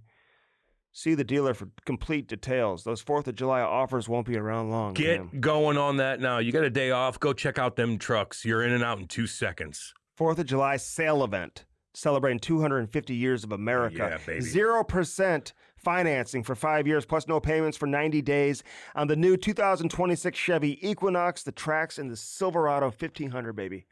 Jim Butler is... The Chevy Powerhouse, yeah! My boys right up there. Right up there in Fenton. Let's go. We're in our Window World studios. Oh, yeah. Oh, it's going to be hotter than a fire of 1,000 This is where, when you suns. invested in windows from Window World, this is where you're thinking yourself. 1,000 suns. 106 degrees. Brutal. You need new windows. Costs you out the fucking ass. That seeps through. That hot air seeps through so goddamn fast. WindowWorldSt.Louis.com. Use the website. You can check them out online, all their social medias. They will take care of you, though, and save you money. They've won several awards for their windows. They've sold more windows than anybody else in the region, Cam. Man. They are the preferred window of the St. Louis Blues. I was driving in the middle of nowhere in the middle of Tennessee, and I saw Window World fucking in Tennessee. Get out of here. Yeah. Oh, God. I honked at What's up, baby? In Tennessee. Yeah, those Alabama boys, they owned you. I don't understand the chirp. Andy's not good at chirping because he's never really played in a high level, so he doesn't know how to deal with chirps. So he doesn't know how to chirp people. They owned you. He doesn't know like that. No, how? they did. It cost me $10. It did in 30 minutes. I stole your wallet. You're thinking of Chevy Chase vacation. No, it didn't. Exactly. That doesn't happen to me. I know what I'm thinking of. You would have got. WindowWorldSt.Louis.com. Check it out. Check it out today. JB and all the boys over there. What up, boy? Get yourself some new windows. And remember, they have sliding glass doors too, Cam. Yeah, goddamn right. So we don't need windows. Get the sliding glass doors. They got it all. Exterior needs, everything over there. Blue Note Roofing, baby. David Novak, 314-920-5713. Gutters, soffit, fascia. He texted me the other night. He's like, "You coming down the draft?" I know, he asked me the same thing. I said, I was at the draft. I'm like, ooh. Like, no. I'll watch on TV. No big deal. For a long time. Until I got annoyed. It's a long show. Oh, fuck. Storm damage, hail damage, wind damage. All of it. New roof. What do you need? Call David Novak and let him serve and take care of you today. 314-920-5713. Plus, he'll talk pucks with you. Hell yeah, he will. Spas and more. Who puts the on spa? I do. Why are you always making it about yourself? Because I can't. can't. Angie does. No. Angie does. Apologize to her. Oh, I'm sorry. Angie, no, I apologize. Angie Hess and Michael Leahy. Yeah. Apologize. They both do it. Yeah, I'm sorry. exactly. Angie. Thank you. Angie puts the on spa. You're damn right she does. Spas and more. But when you have a spa in your backyard like I do, I have been known to put the on spa. You getting down with it? You're getting horny, dude. I'm scared So now. I'll watch- Andy's gonna have fucking 15 kids. So- It's gonna be a pain in the ass on my. See, it affects me. When I It have affects me. when I put Get them tied. because I got the Get 'em I got tied. the Bluetooth speaker on there, so I'll put the soccer game on my Bluetooth. And when it's halftime, See that- oh my god! and When then the she's- lights go When different. she's talking to me, You're like, I'm like, oh my god! get in here. He was just absolutely brilliant on the pitch with this play from the 18. So you're watching that and you're like, Lori, get in here. Just a brilliant control on the pitch. Yeah, I love it. It's actually cool. I don't like watching normal soccer. I don't but- know if I can really get into English Premier Soccer, like all the teams and No, everything. I'm not into I'm not that. getting up early like every Sunday morning and watching it. But the World Cup, I'm here for Me it. too. I kind of want to go to a game. Cool. Spas and more. Spas and more. Who puts the on spa? Spas and more, baby. 2 locations, baby. Check it out and check it out today. Check it out. Spas and More STL on Instagram. Hell yeah. Easy Tiger Cannabis, Cam. Get that mind right. Let's go. I found my other vape pen too. Oh, that you thought that the niece stole? No, I just didn't want to lose it in front of the. It's all good. Okay. Well, Easy Tiger Cannabis, EasyTigerAZ.com. Get the apparel, get everything you need. Fresh flower, cultivated in-house. Ooh, fresh flower, baby. Let's go. Get that mind right, especially for 4th of July. Maybe you have medical issues. Maybe you have sleep issues. Yeah. Maybe you have pain. Yep. Talk to one of the experts at Easy Tiger. Let them take care of you. Let's go. EasyTigerAZ.com. Speaking of AZ, Jeremy Roenick, baby. Let's go. On the Cam and Strick Podcast, JR. The Cam and Strick Podcast is brought to you by First Form, baby. Use our link and do it today. www.firstform.com/camandstrick. Get jacked now. They are the real deal. Get that protein, check out the apparel, eat those bars, and drink those energy drinks. Firstform.com/camandstrick. Yeah. Now on to the interview. How many times did you break your orbital We just hit bone? record and Twice. go, by the way. I Twice. remember, dude. Twice. Broke it both times here, and then broke my nose home 9 times or whatever. And Plus your jaw. Jaw twice, 28 different places. What's the worst to deal with? The jaw. Yeah. That my second time I broke the jaw with the puck hitting me in the face. It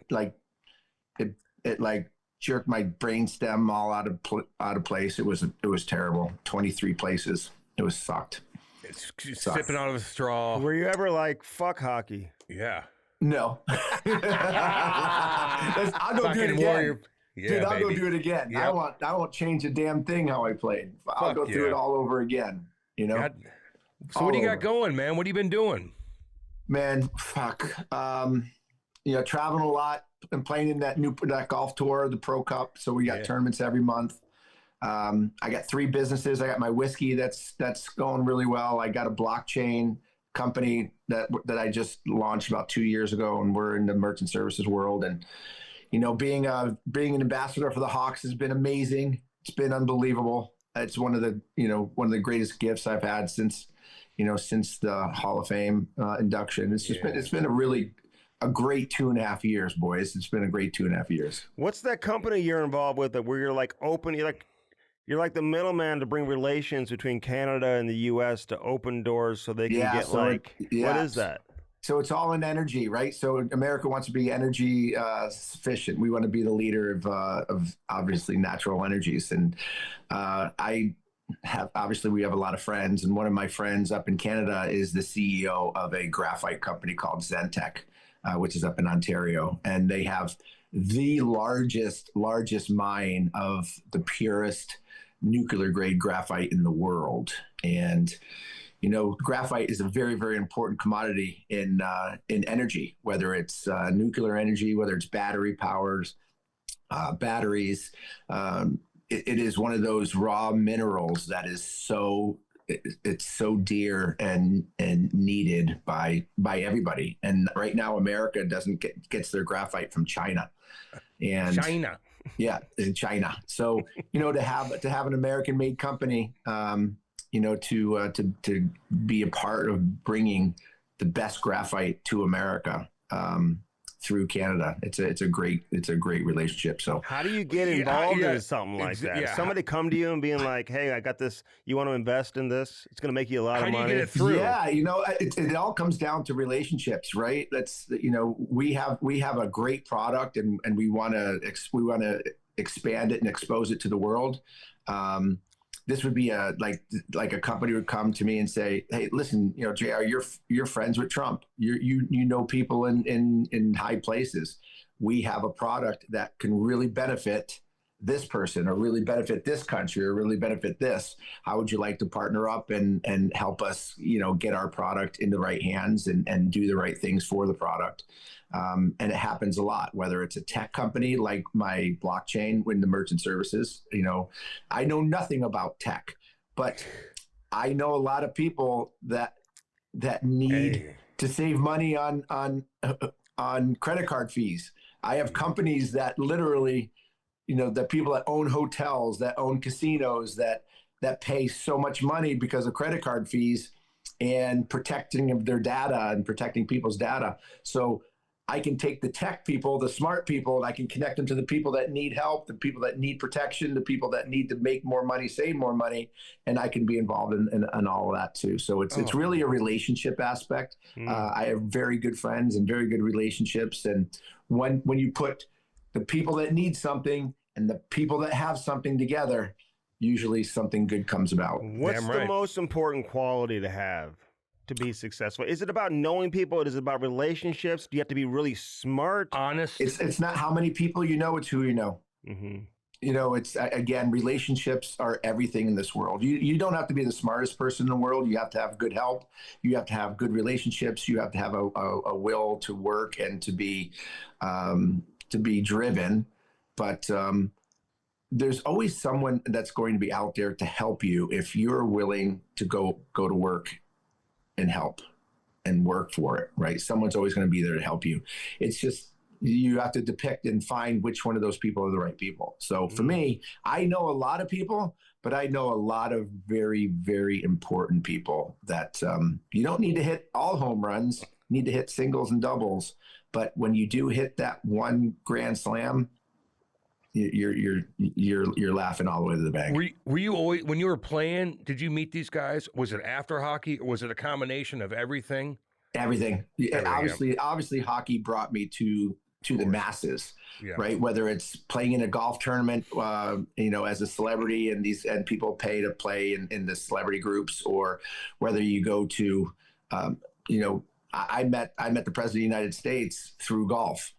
Right. So, you know, he wanted Brett Hall and I to play on his TV show, you know, Trump's celebration of golf world, or, you know, so we did that. We became good friends. It's just sports brings a lot of important people to the celebrity. And I hate the word celebrity. It's such a terrible name. It's a terrible word.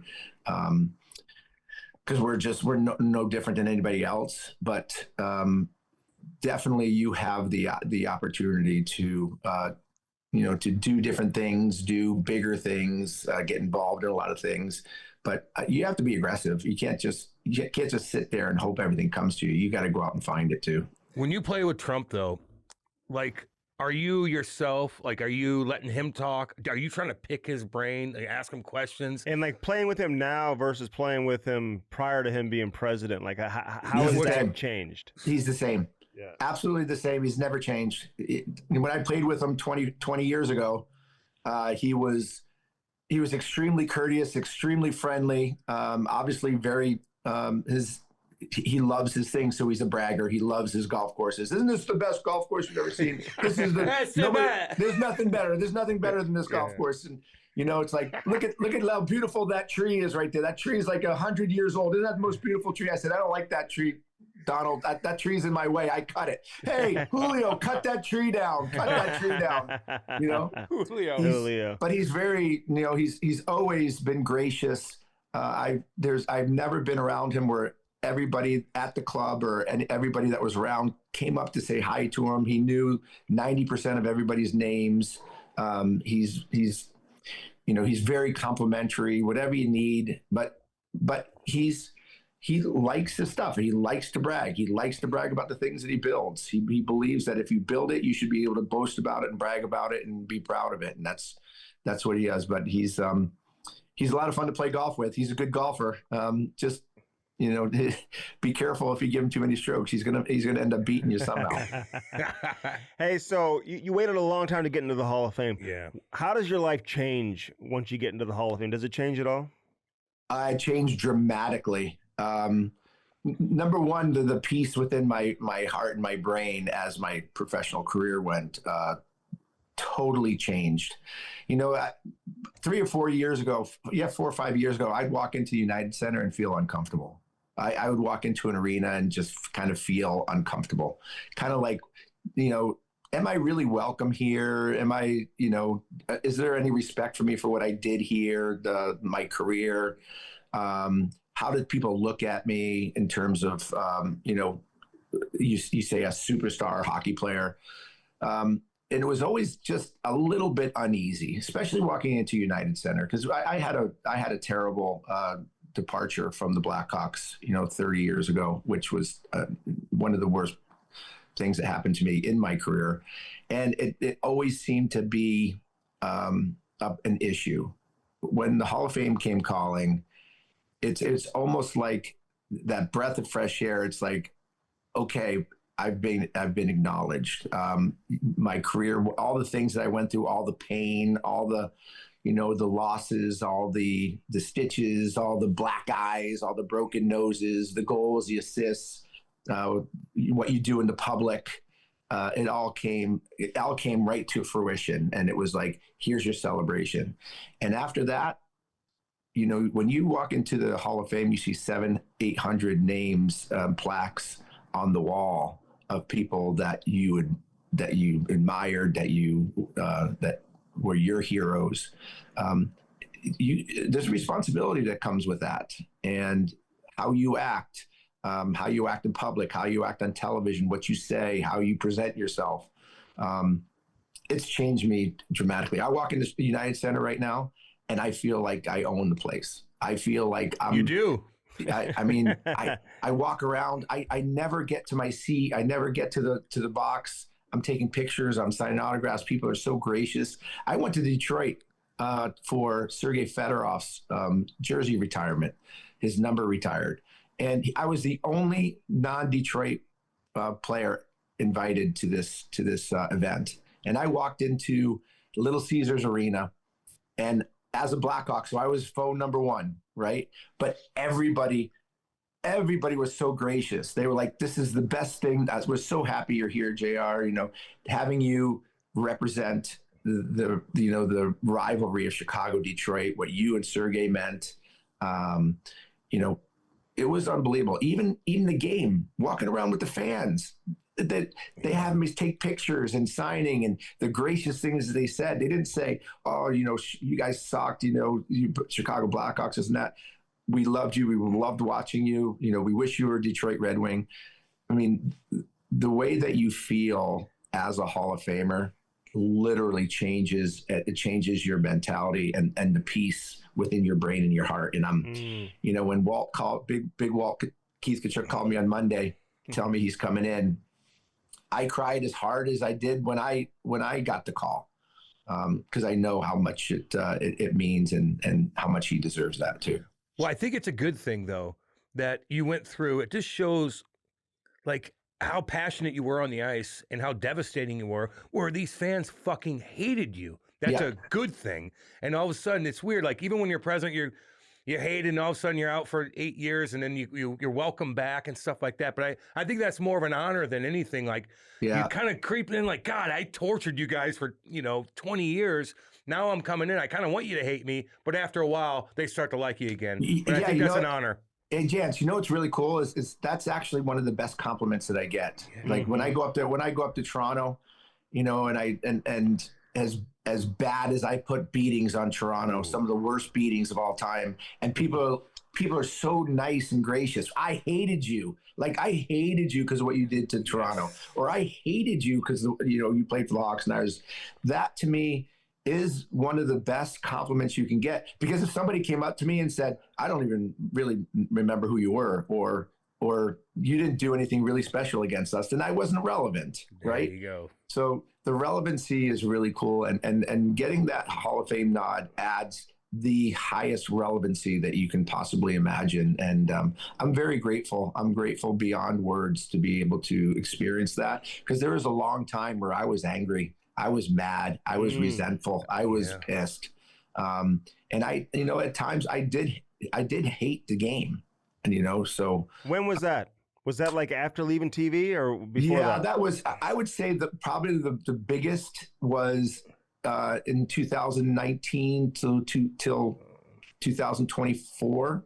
That whole kind of time span, after I left my television gig, in the way that it ended, which was totally unfair and bullshit. But that's the timing. We were in that culture. Yeah, I was that part cancel of the culture. I was part of the woke culture, and I unfortunately, they got me, and and then then a year would go by, no Hall of Fame, and no this or that, and it's like I got separated from the game, and I really.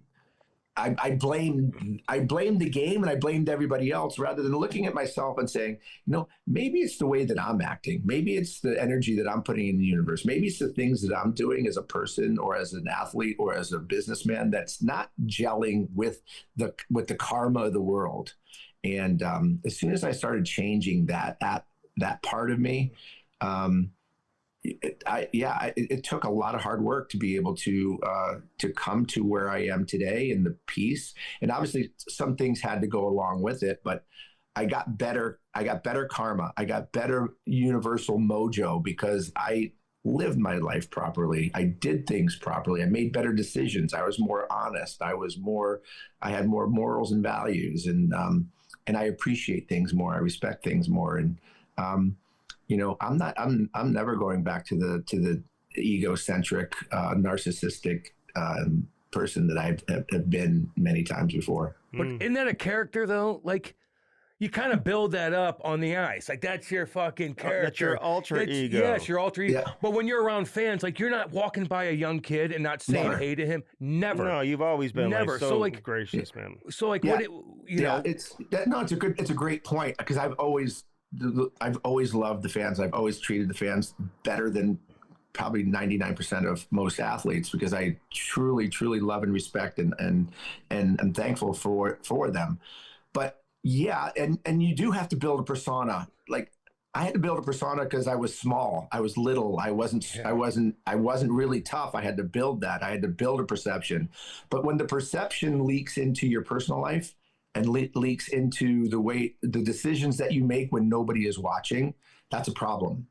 That's a problem. Yeah. And that's the difference. Yes, I was a good guy, away from the game. I represented the game well with the fans and stuff like that. And I played the game hard in between the whistles. But then when the whistle stopped, I did a lot of stupid things that a real man shouldn't be doing. Right? I lost a lot of money gambling.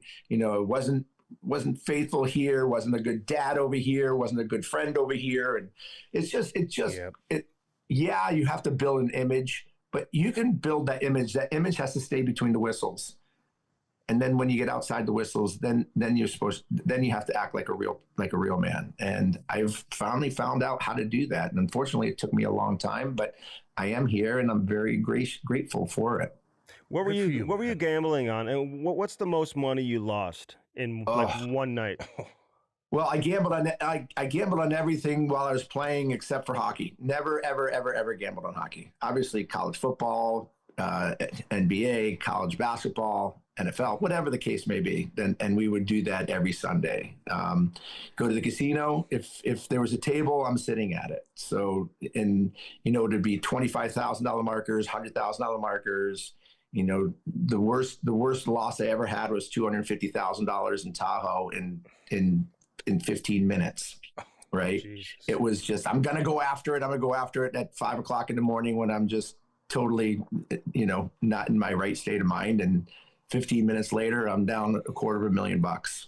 Right. And then it's like, what are you doing? It's like, having to have a bag of cash on the New Jersey Turnpike to pay a sports bet, on the side of a highway for a bookie. These crazy things that I did is like what is wrong with you? But they're problems, they're addictions, and I battled those. I battled addictions too. It's just it's a life's not always easy just because you're a professional athlete. You have to work at it, and I've found my way. It took me a lot of hard hours, but can you describe like because like I went through addiction with painkillers, fucking done near killed me multiple times. I know what that feels like. Yeah. But the gambling I never got into. I was never good at it. I did it in the back of the bus to hang out with the boys. You know how that goes when you're young. But like describe the gambling addiction. Like what does it feel like in your head? It's a rush. It's like you can't be involved or watch a game without having something to be settled on it. Right? It's almost the boredom of watching something and not caring what happens during the game. There is a rush of an addiction rush when you bet on a team and they score a goal or they score a touchdown or the thrill of a win, right? Which is never as big as the agony of a loss, right? But it's that always forever hope that you're going to hit a big win. So you chase it. The next thing you know, you're down so much money that big win just doesn't become as big anymore. But that addiction is the craving. You had the craving for a painkiller because it's like not just so that you felt the pain. It's just you wanted the high of the rush of what that painkiller did for you. It's the same thing with gambling, right? I don't need the money because I have a lot of money. I want the rush of what it feels like to try to win the money. Right. And it becomes, your brain is such a unbelievable invention that it can play games with you. And if you don't watch it and you don't pay attention to it, or at least, get help when things are a problem, it will run you over. Did you grow up with money? I grew up in a middle-class family. Yeah, my dad, he had a good job, gave up a really high-paying job to take a less money so I can go play hockey. But always had a nice house, had a little motorbike when I was a kid, played hockey everywhere. I was never really struggled financially, but I wouldn't say I grew up, very with a lot of money. My wife did, and she's totally the opposite. She pinches a nickel so hard to Buffalo, so Good. That's so good. Very cognizant about money. I don't take it for granted. And I work very hard for it. Still today, I work very hard for it. But that's a passion of mine. It's that competitive level that I don't have in sports. I have it in business and stuff, which is fun. Yeah, and still working and still grinding, trying to. Yeah, the grind is great, man. The grind is great. Even when you have the bad days, it's you're gonna, once you have those big wins, that's what it's all about. You love building something like my whiskey. My whiskey is a very difficult business. Competitive. The liquor world is really hard. But when I see people that try my product and I see the look on their face and I see it brings us so much gratification to me. So it's pretty cool. Your Hall of Fame speech, it was a great speech. Yeah. But your story about Doug Wilson was yes. I remember listening to it, watching it live, and then I went back and watched it again this morning. I just wanted to remind myself that part of it, what you said there, because. Were you on the golf course with him? I know he said, "Hey, come to San Jose the next day," and he said, "Hey, you got to quit drinking or whatever." Tell the story again. After the lockout of 2004, I really became an angry person. That's when I broke my jaw. I told you my brainstem got moved. I had really, really bad post-concussion syndrome. I wouldn't have been able to play that 2004-2005 season, even if we had it. I lost $8 million. That was an $8 million year for me. At the time, I was mad. Going into 2005, 2006, I got traded from Philadelphia to LA. So Flyers wanted to trade me, so I allowed the trade. I was just going down a path of anger. I went to Italy a week before training camp. Who goes to Italy a week before training camp? You do. I do. I came in, I had a terrible year in LA. It was, it wasn't good for me on the ice. And then, I worked my ass off to try to get back into shape to go to Arizona, but Arizona didn't want me to play. They wanted me to sell tickets and be out in the public. So that pissed me off again. And now in 2007, I'm sitting here 4 goals shy of 500, and I don't get a call, boys, not a call on July 1st. And how old are you at that time? I'm 37 years old. So you're thinking it's over, basically. Oh, I'm done. I'm 4 goals shy. Nobody, and July 1st, nobody called. August 1st, no calls. And now I'm going down this real rabbit hole of depression and now obviously hammering alcohol, going on binges, not coming home. My wife and I and the family, we would go up to Sun Valley, Idaho, where my daughter and wife rode horses, and it just disappear. And my wife was scared for me. My agents were scared for me. It was like, you're going down like a leaving Las Vegas kind of mentality, right? The movie Leaving Las Vegas, Nicolas Cage.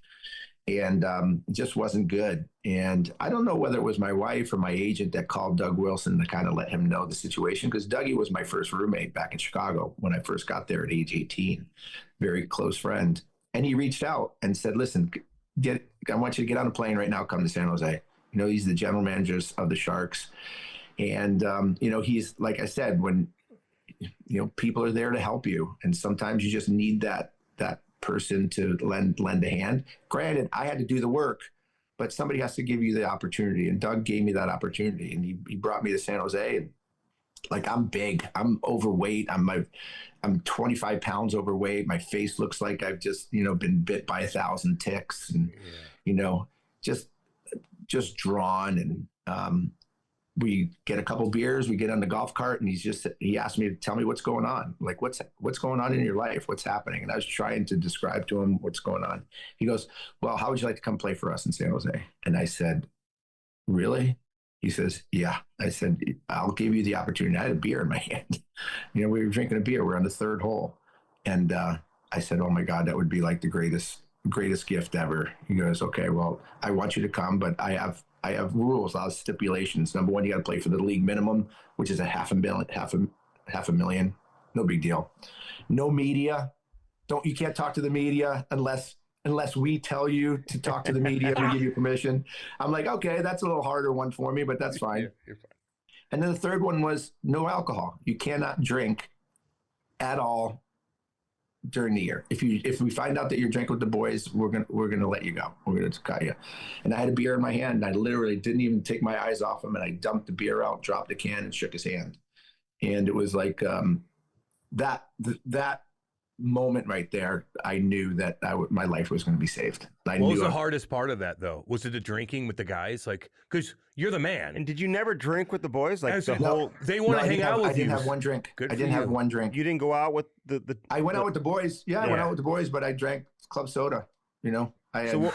So what was your vice? Like, what replaced alcohol for you to kind of... Gambling. All right, boys, I'll be right there. Let's go watch the game. Oh, jeez. Yeah, no, it's, like I said, I'm a pretty confident person. When I say I'm going to do something, I'm going to do it.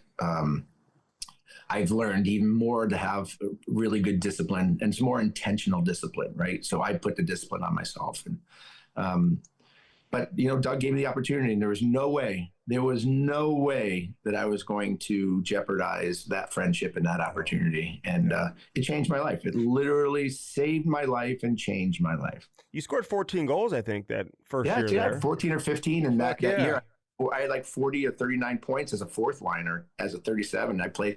Then he gave me another contract for $1 million the next year. I know. It was great. It was awesome. Yeah.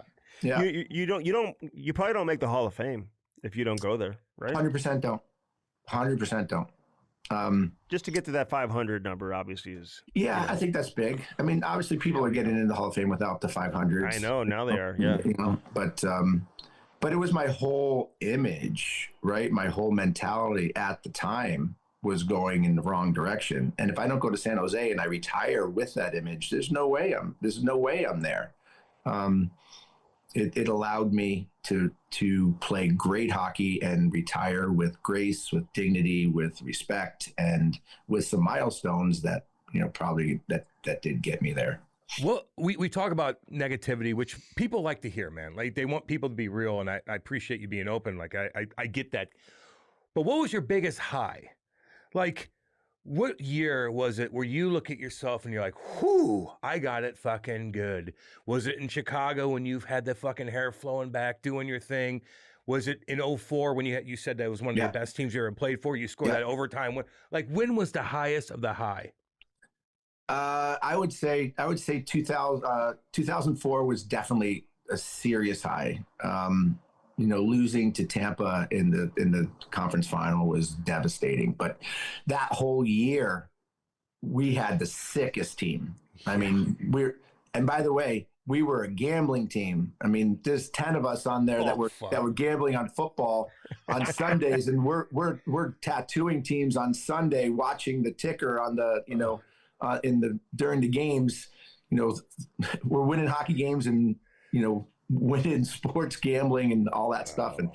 And we thought we were going to win the cup. That was the high for me. 1991, 92, scoring 50, 100-point seasons. I mean, that was like, I made it, but then all of a sudden Blackhawks in 96 didn't want to pay me $4 million, and I'm like, okay, now we can, and now I get traded. It's like, it's such a roller coaster of emotions. And if you don't pay attention and do the right things and put yourself in the right mind frame, and man, it can get away from you really quick. So that was the falling out in Chicago. They wouldn't pay you $4 million. Yeah. What were you making before that? 1.8. And you're coming off of great years. I'm coming off of you're the man. 250 goal seasons, 3 100-point seasons. Was there something else to it? Well, at the time, Lindros came into the league. Lindros was making $3.5 million, and he didn't even play a game yet. Right. So here I'm putting 300-point seasons together. I'm a superstar in the league, and yet I can't make 4. But Eric Lindros, who is who just came into the league, is making 3.5.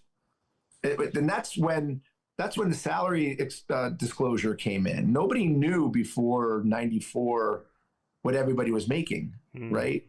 Like Ray Bork was hated for so long for so many defensemen because he would just sign anything. Yeah, whatever you want, just sign me. I'll play for whatever you want. But so when somebody wanted to make $3 million, Ray Bork's making $2 million. He couldn't make more than Ray, right? So it was like, but that salary disclosure changed the way that the salaries started escalating. And in 96, it was escalating faster and faster. And at the time, the owners of the Blackhawks, they didn't want to go along with that. They didn't want to go along with the trend. They wanted to fight against the trend. And I wanted to fight for the trend. And I got into the real stupid mistake of getting into that fight with an owner. And that's not my place. And I totally misjudged and made an error in my judgment of how hard to fight for the salary structure the way that it went. So what would you have done differently looking back on it? Would you have taken less money to stay? I wouldn't have told him to kiss my ass. That's for sure. I mean, I would have said I wouldn't have said trade me then. I would have calmly just negotiated and just waited and probably not been as verbal, because Mr. Wirtz and I were verbally back and forth at each other. And, I said in my Hall of Fame speech, if I can go back and change the way that I spoke to an owner and have more respect for what he's done in his life, and he owns the team, it's his team, I would have changed everything. I would have changed the way I looked at him, the way I spoke to him, the way I appreciated him. And I probably would have won a contract with kindness rather than with ego. Yes, that's exactly right. During the lockout, you're super vocal during the lockout too. Like, they were bringing in the cap and trying to do all these different things. Yeah. How do you think Gary Bettman has done, looking back at it now? Like, what's your opinion of Gary Bettman as the commissioner of the NHL? I think he's probably done more for our sport than most have done for their sport. I mean, when he came into power in 1992 in the National Hockey League, the National Hockey League was doing $750 million of revenue. Just think about that. Now they're over 7 billion, 8 billion. So in 34 years of Gary Bettman being at the helm, we've gone over 8 billion in revenue.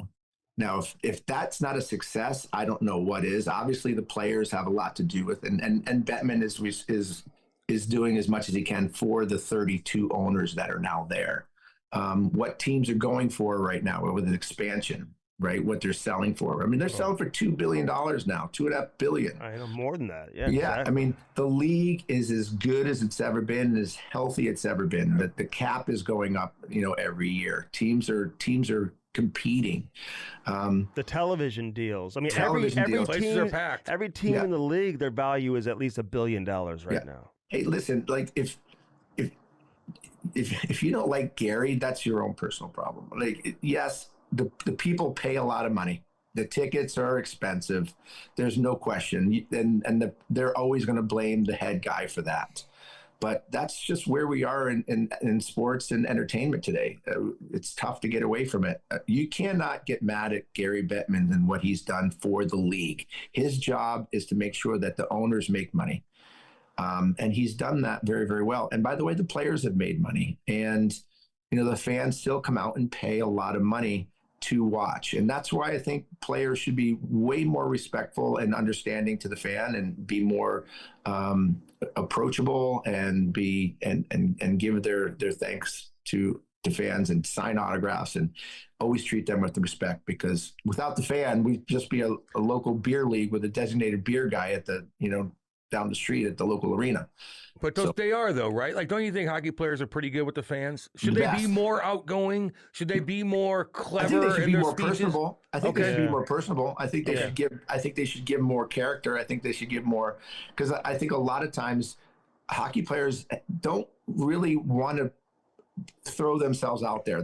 It's more of a team mentality, right? They don't want to separate themselves as a different entity. They don't want to be bigger than the team, but people want to see the personalities. We got some great personalities in hockey. The things we've seen in locker rooms, boys, it's phenomenal, right? Yeah. It's phenomenal. But then you put them on air for an interview, and it's like, get off of my screen. You've just taken away a whole minute of my life away. That doesn't mean anything, right? Welcome to our world. Yeah. Yeah. So, it's always going to be the hit or miss, right? But hockey players are great. It's a great sport. I think we've probably gained more fans in the last 2 years than in the history of the game. In terms of people appreciating it through the Four Nations, what happened there, to the Olympics, and how great the Olympics were, to how great the playoffs were this year. The expansion teams that are coming in, what Vegas has been able to do, it'll keep growing. Could you imagine playing in Vegas? Oh, JR. They would have signed you. Jesus Murphy. There's no way. There's no way. There's no way. They would have traded you too, but they would have. They'd have a tracking device on you. But they would have I signed would you. need a tracking device. I would need a tracking device because I wouldn't be able to find my way back.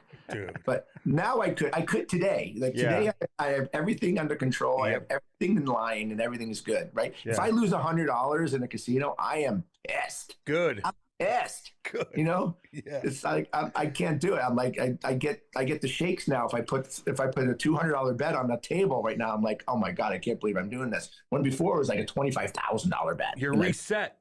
You reset yourself, man. Has anybody offered you a TV job in the last few years? Like since you left NBC?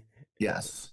Yeah. Who and I'm curious, like if you want to say like who's reached out, were you ever close to getting back into TV, and how you look at the national TV platforms now? Like when you're tuning into a game, whether it's TNT, ESPN, you find it entertaining? You think we're doing a good job from a TV standpoint? How do you look at it? I think it's good. I've been offered a couple, not offered, but asked if I'd want to get back in, and my answer was no. Why not? I think I had such a terrible taste in my mouth over how how I was treated at the end of my previous job. Some of the people that are still in the world, Got it. I have no desire to be around. No desire to be around. Literally can't stand watching them on a nightly basis, to tell you the truth. Their voice and what comes out of their mouth and how they do it literally makes my brain, just cringe. So, I mean, like, again, I love the game. I love watching the game. But when you give everything to people and you get zero respect back, and especially now where I'm at, I have no time. I love watching Mass. I love listening to how he does things. I love watching Chelly. Biz is so much fun to watch. Yeah. I mean, for a guy who scored 5 goals in his career, he brings so much to a telecast, because he is a smart hockey guy, but he's also an entertaining guy. So I like that. PK brings a lot of different pizzazz. You might not like the way that he jazzes everything up, but he says very, very, very good things. So there's a lot of things I take away from everybody, right? But there's some people that literally, if they start talking, I'm turning the shit off. Oh my God. I know, dude. Gretzky's good. You like Gretzky on there? I do. I mean, Gretz is great. I mean, how can Gretz is never going to say anything wrong, right? No. He's like perfect. He's going to give you, and we understand it a little bit more than the regular fan is going to understand what he talks about. But he's going to give it to you vanilla. He's going to give it to you just granular, and he's going to be so precise, and he'll give you some great feedback. But Gretz he's been one of the best representations of a sport ever, and but he's not going to give you the total entertainment package. Like, oh my God, he was so funny. That's how Gretz was. But when he talks, though, you listen to what he has to say. Lundqvist is the same way for me. I can listen to Lundqvist too. But by the way, I could just look at him all the time. I could just look at him. My wife's like, who is that? Who is that guy? Don't worry about it. I like this sport. Yeah, and again, he is proper, precise, and put together, right? And again, he's not going to make a mistake. He's just going to bring it to you, and he's going to look good doing it, and you're just like, okay. Yeah. Okay, whatever you say. I agree. Yeah. I agree. Yeah, whatever you say. By the way, your tie is perfect. I know everything about you is perfect. Actually, I hate you now. You're too perfect. Yeah, that's exactly. Hey, is there anything in the NHL that you look at though, and they're like, this needs to change? Is there anything specific that you could think of? I think the game is pretty good. I think I think it's getting a little tougher. I really think you're starting to see bigger hits. I think guys are getting more durable. We were seeing a little bit there where people were flopping around, getting hits. That every time a stick comes near the face, it's the soccer, performance. Yep. Everything's for a penalty. I hate the ticky-tack penalties. You touch somebody in the hand and it's a penalty. I think it's starting to change back a little bit old school, over the last couple of years. I think the game is good. There really wouldn't be anything that I would really change. Just really the flopping and the heads going back and, oh my God, I got hit in the face and I got hit. I got hit really hard. I'm out for the rest of the game. My shoulder hurts. I mean, I've seen guys leave games for 2 weeks where you've gotten hit 5 times as hard in a game, multiple times, but we stick around. We play. It's easier to miss games now when the salaries are really, really big than when they were really small and you were afraid of losing that job, losing that spot. They should pay him by the game, like we get paid on the broadcast side. Well, that would change a lot, my friend. Yeah. That would change a lot of attitudes on pain. That's for sure. Exactly. Hey, did you ever go into an Olympics feeling like you guys were the favorite or could win the gold? No, never. Always because Canada. And then Russia was always good too, but Canada was always that one. It was like, you were on the 02 team, right? They I was went to on the the gold medal OT team. game? Yeah, went to the gold medal game, and we actually had a great game into the last Great 7 game. minutes. To the last 7 minutes, and Canada kind of took it to us. But never to the point of how I feel now going into it, watching an international competition where I feel we are favored to win this. I'm not saying that we were favored to win in the Olympics, because I don't think we were, but it's probably as close as I've ever felt of being the favorite going into an international competition. I mean, that Canadian team in the Olympics was stupid. Oh. That Four Nations final was one of the best games I've ever seen.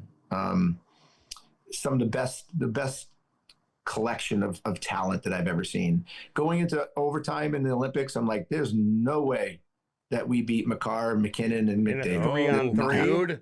Not happening. No. We just had the better goalie. We had a team that was resilient, and we had a goaltender that had a game of his lifetime. And we got to take advantage of that. We needed that as a country. There's no question. We needed it. But we are still not the best hockey nation, and I'm not going to sit here and say that we are, but I will brag about having the gold medal. That's for sure. Damn right. Why were you in an airport watching the goal? I was reading that. Like, who's making your travel schedule, and why are you at the airport so early in the morning? How were you able to watch the game? I was in Regina. I was just finishing an event in Regina, and I was literally, my flight was at 10, but the game started at 6. So I got up at 5. I went to the airport at 6 o'clock because I didn't want to miss this. And I sat at the bar. In Canada. In Canada. And it was rowdy. People were going nuts. And obviously a lot of people recognized me. A lot of people saw me. They'd come up and were chatting with me. But when that final goal went in, that entire terminal went silent, except for me.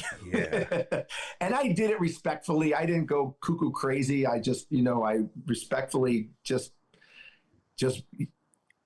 congratulated myself and the team and everything. And people came up to me, which doesn't surprise me. Of course, the gracious Canadians that they are came up and say, "Congratulations, JR. They must feel pretty good. You guys, And I'm like, well, we might not have deserved all of it, but I'll take it." Did you ever have an opportunity to play in Canada? And would you play in Canada? Would you want to play in Canada? Yeah, I wanted to sign in Toronto in 2001, but I wanted too much money, and they didn't want to pay me the type of money I was looking for in 2001. And then instead of going back to Phoenix after my LA debacle, I was talking to Daryl Sutter on the phone to go to Calgary. And literally we're talking about how much for a contract for me to go to Calgary. And the phone rings and it's Gretz. It says 99 on my phone. And I'm like, Daryl, Gretz is calling. He's like, well, it was nice talking to you. It was nice talking to you. You're obviously going to stay in Phoenix. And, that's what happened. I ended up staying in Phoenix because that's where my family was. That's where I lived for 20 years and 15 years. And I just said, to go back home was nice. But I would have gone to Calgary in a New York second. Yeah. Yeah. What do you think of the Edmonton Oilers hiring Babcock? Were you surprised by that? Shocked, actually. Me too. Shocked. You see his press conference? I just can't believe in this day and age where coach and player relationships is so important, and coaches' attitudes and their actions are so critical to teams playing the proper way. Seeing how Babcock treated Franz and seeing what Babcock did to Mike Modano, which was probably one of the most disrespectful things that I've ever seen in hockey. What he did to Spezza, when he played his first game in Toronto and his sick dad came up and to watch his game and with his team, just a lack of respect for, and you can go on to the Marner situation. You can go on to going through people's phones. I'm actually shocked. I'm actually shocked that he got another job. I was shocked that Tortorella went to Vegas, even though I'm a huge Tortorella fan because I love his energy. I love his grit. I love his old fashioned mentality. He's one of my favorite coaches. But I didn't think that he would have another shot in today's age the way that he coached. But look what he did. I mean, he's obviously adapted to the player of today, and he was able to do it. I got a text from a player in Vegas for the good place for the Knights right after the last game of the season was over, before the playoffs start. This player texted me and said, Tortorella saved our season. That made me feel really good that the players are looking at John Tortorella like, hey, this guy's great, and he did great things. Yeah, he did. And then they said, "See you later. Thanks for." Yeah, but they knew. Thanks that. for coming. Yeah, but they knew that. But I think did. everybody knew that going in, right? And I tell you that Vegas team, they're not afraid. They're not afraid to make moves, boy. No.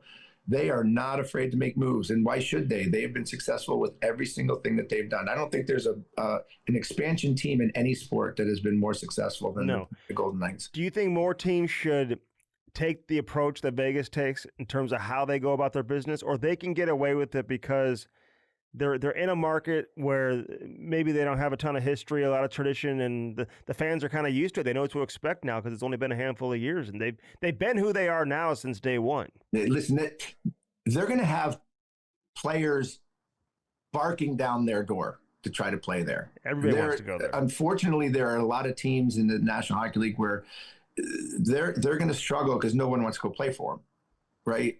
And I think these long-term contracts that have no trade clauses hurt places like Columbus, hurt places like Winnipeg, places like Buffalo, where either they've lost for a long time, or maybe it's the mentality of it's not a great place to live. Whatever the case may be. People want to go to Florida. People want to go play in Florida. People want to play in Chicago. People want to play in Vegas. People want to play in New York. Those are always the easy places. And when you're in Vegas and you have a great team, it's going to be easy for you to get players. So I think you have a bigger window to be able to make some pretty gutsy moves, which they have done, and they've been successful on them. Although things do change. I mean, who really wanted to go to Minnesota years ago? Even Carolina now, even when they were winning, without winning the big Now Carolina's like a destination. They're a destination. Hey, well, listen, Buffalo, all my friends that have gone to Buffalo love Buffalo. They love living there. It's a great place to live. They have probably one of the best fan bases in sports. Yeah, no doubt. People that go to Columbus, they love living in Columbus. I heard that too. But again, it's the winning aspect, right? Winnipeg, they have one of the best owners in sports. Spends money. Chippy is one of the best owners in sports. Is it a great place to play? It's smaller rink. It's cold. There's a lot of things that go in against it. They haven't won. It's a harder place to go. Doesn't mean that it's a bad franchise, but if that team started winning and winning and winning championships, you're going to get more people that want to go there. Winning is everything, boys. You know that. Yep. But now you got all these American players. They're all trying to kind of steer their way out of their current situations. When you see the Larkin situation now, Werenski, Hellebuck, you saw Quinn Hughes. I mean, Brady. I mean, what do you make out of all the? They must have talked about this at the Olympics. You know what I make of that? You know what I make of that? Those guys are some of the biggest competitors in the sport. Yeah. These guys, they are sick and tired of losing. Because granted, hockey's a team sport. You can play as well as you can and still lose, right? Not one player is going to make everybody win. But when you go to an organization that is known for winning, like Florida, like Tampa, these places that have, like Vegas, people want to be in that environment. And Larkin, who would have thought that Detroit would miss the playoffs as many years as they have? Who would have thought that Ottawa, would not be able to get back into a place where it could be very competitive? Brady wants to win. Larkin wants to win. Werenski wants to win. And when you have competitors like that literally go home nightly, depressed or frustrated, or at the end of the season, not being in the playoffs and watching the greatest season of sports, which is the NHL playoffs, and not being able to play in that atmosphere. These guys, they're sick of it. They're like, I don't care what you think of me. Get me someplace where I can experience that. Yeah, and Buffalo, if they didn't win this year, Tage Thompson, he'd be asking to get out of there too. I mean, eventually these guys, 100%. they'd be But wanting out of. isn't that whole situation just it's actually mind-boggling when you think about it. Here's a team that for 14 years couldn't make the playoffs, and here's a team that every single year lost. The beginning of this year, they were 3-14 to start the season, and it was the same conversation. Yarmo comes in, team, right? All of a sudden, they change GM. Crazy. Not even change a coach. They just change a GM, and the same players that were there in the beginning of the season all of a sudden decide that they want to play the game the right way, and then they start to win. It's a crazy mentality. It's all psychological. It's all emotional. It's all about how you decide to play as an individual. Everybody's got to be on the same page, right? But when you're on a losing team, that becomes part of the norm. You start accepting losing. Mm-hmm. And then if you don't get out of that, and Buffalo, it just goes to show you that when you decide to play the game the right way, and you decide you're going to be hard to play against, like, no excuses. Look what happens. And Buffalo is a perfect example of what just happened. So I got to ask you this. I know you're an ambassador, but what's your take on the Chicago situation? They make the trade, obviously. They trade the 4th overall pick. But Connor Bedard, man, like, he's there. Like, he needs some help around him. How good can he be? Like, how do you read into Connor Bedard as a player and the whole situation there with Kyle Davidson in Chicago? Yeah, I was surprised. I was surprised that they gave up that pick because they could have got a really good offensive guy in return on that pick. Greenway's a good player, but he's not going to change. He's not going to change the dynamic of your team. The defenseman is a good defenseman. Don't get me wrong. They desperately need solid defensemen on the Blackhawks, but you got to build around Bedard. Anton is a very, very good hockey player. He got to play a little bit at the end of the season, and he played extremely well. He's legit. He is legit. So I really think that the Hawks are going to look, whether it's this year or next year, I think free agency is going to be an important building block for them. I think they're going to want to sign somebody of some serious magnitude and be willing to spend some serious money like Minnesota has in order to get that piece that's going to support Bedard. Because Bedard is just an awesome hockey player. And he's growing faster and faster and faster, becoming better and better. He needs that support. Do you talk to Bedard a lot? Is he a cool cat? How popular is he in that town right now? He's gotten a lot better. I mean, when he first came in, obviously he's smaller. He's a little, he is the superstar. He's had to adapt to the superstar status. Yeah. He's had to adapt to big players, strong players, hard players. But if you watch Bedard last year, that guy had bite. He bit back. Mm-hmm. He started yapping at people. He started getting that attitude. He started hitting and started getting back at, and that's what he needs to do. The shoulder injury, off the face-off with Braden Shem, man, that just that kind of like. Yeah, if it wasn't for that, wasn't for that, maybe he's on the Olympic team. We never know. But he's. I don't see Bedard anymore of being able to get pushed out of a game because I see him now having that confidence where he's going to bite back, he's going to yell back, he's going to slash people, he's going to go to those high traffic areas. He's going to continue. He's going to have another great year this year, and having Anton there with him, and Nazar is going to have another good year. Yeah. Listen, are they going to make the playoffs? It's going to be nip and tuck, but I do think, like I said, I think free agency might be the way that they build their strength here in the next year or two. In trades, they're going to have to continue. They got all these young defensemen. Maybe you got to decide if you want to keep all of them. Maybe move one of those guys. And Bedard needs some help.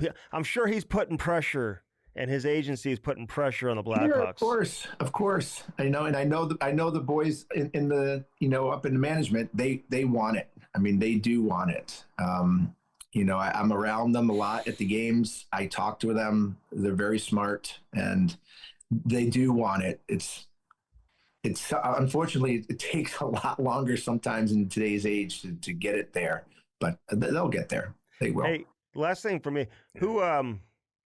Who's the next guy to go into the Hall of Fame that you want to see get in? Steve Larmer. Stevie We boy. had him on here, man. He was Steve great. Larmer. Love You know Larmer. what? Chewing It's your boy. gum while he's playing. Steve Larmer had a shot this year. I know he was one of the top 5 that were being considered. I saw a video of Steve Larmer that was pushing for him to be in the Hall. To me, he's a no-brainer. Listen, if the Sedin twins can go in, Steve Larmer should have been in 10 years ago, 20 years ago. This guy was the model of consistency. He was as durable as ever with 450 some odd goals. The ultimate true leader that didn't want any of the accolades, didn't want any of the fanfare, was the most dependable on both sides of the puck. Winner. He's a winner. Yep. Won a Stanley Cup. Steve Larmer is, and the other guy that I would really, really like to see go in, because I don't think he gets any respect, is Curtis Joseph. Yeah. Cujo at one point, around 2004, 2005, 2006, before they changed the shootout rule where there are still ties, Cujo was the 4th leading goalie in wins in NHL history. He didn't have the benefit of the shootouts like you're saying. Yeah, exactly. Curtis Joseph belongs in the Hall of Fame as well. So those are the 2 guys that I would really hope get the next nod. Well, we're glad you're in there, man. You deserve it. Man. Dude. Hey, listen, I'm going to be there. I'm going to be there November 9th. I'm going to have the biggest Keith Tkachuk shirt on Let's go. I can possibly imagine. Big Walt deserves to be in the Hall of Fame. There is not a more gritty, more determined, one of the best leaders that I've ever played with, who led with verbally, who led with pride, with ferocity. The way he scored goals, 532 goals, I think he scored. I'm so happy for Walt. He is an American icon. He's up there with Chelly with me in terms of USA glory. Yes. He just epitomizes the grit and the leadership, and he didn't let anybody go by the wayside. He dragged everybody in. He used to sit on a bike every morning in the not in the training room, in the lounge. He would put a bike right in front of the door where you would walk in to the lounge, and he'd be on the bike. And every young player that came in, he'd be like, "What took you so long? I've been on this bike 30 minutes." He goes, "I'm the captain of the team, and I'm on a bike sweating my ass, and you're just getting here with your coffee and your donuts? Let's go. Wake up." He's a good breeder, too. Yeah. Great breeder. Well, I think everything, but everything he's meant to the sport. I mean, everything he's meant to the sport. He's the man. We love him. And so generous, man. We love all you guys, dude. All of the generosity on Keith Tkachuk is beyond. I mean, you guys know him. You guys seen him. I have seen him literally take a guy off the street, a homeless guy, take him to get clothes, brought him to the rink, sat him in a chair, gave him food. He'd take $100 from every guy after the trip, would give it to him. And this guy was waiting at the hotel for him every time he came back. Red in Edmonton would go. Yeah. He'd come on the plane with us to Vancouver. Then Walt would pay for his flight back to Edmonton. They'd come on the bus with us from Calgary. So if we were going Calgary, Edmonton, Vancouver, Red was on our plane. And that's a little dangerous now, just so you know. But back, I don't know. He's going into Seattle nowadays. Just pulling guys off the streets. Andy, go downtown and trying to. Hey guys, I got some friends with me. Come in. Yeah, very, very true. Very, very true. We love him. Yeah, you're the man, dude. I know. Keep in touch, man. Appreciate you coming on. But thanks for doing this. And thanks, you guys. Take care of those eyes. Your eyes look good. You look fucking good, dude. I finally feel normal again. So you look good, dude. You do. You look younger. Yeah. All right, JR. Love you, buddy. See you, man. Love you guys. See you guys. You're the best. Bye. Right on. See you. Bye. All right, that was Jeremy Roenick. My boy. Just a fantastic conversation. Hall of Famer. He is a Hall of Famer. One of the greatest. One of the most entertaining athletes, probably. Would you hire him back in television? Yeah. I mean, I would, but that's not me. I mean, I'm not in charge, and the way I think and what I think is entertaining and funny, maybe people now are not thinking that way. That's probably a good chance of that. What? That he's gonna get hired again? No, that what you think is funny, maybe other people don't think is funny. Yeah, it's fine. You know, it's fine with me. I don't care. Well, it's not necessarily funny. It's like entertain me. You don't have to make me laugh. You're not a comedian. I think being a stand-up comic would be one of the coolest jobs ever. It's a grind.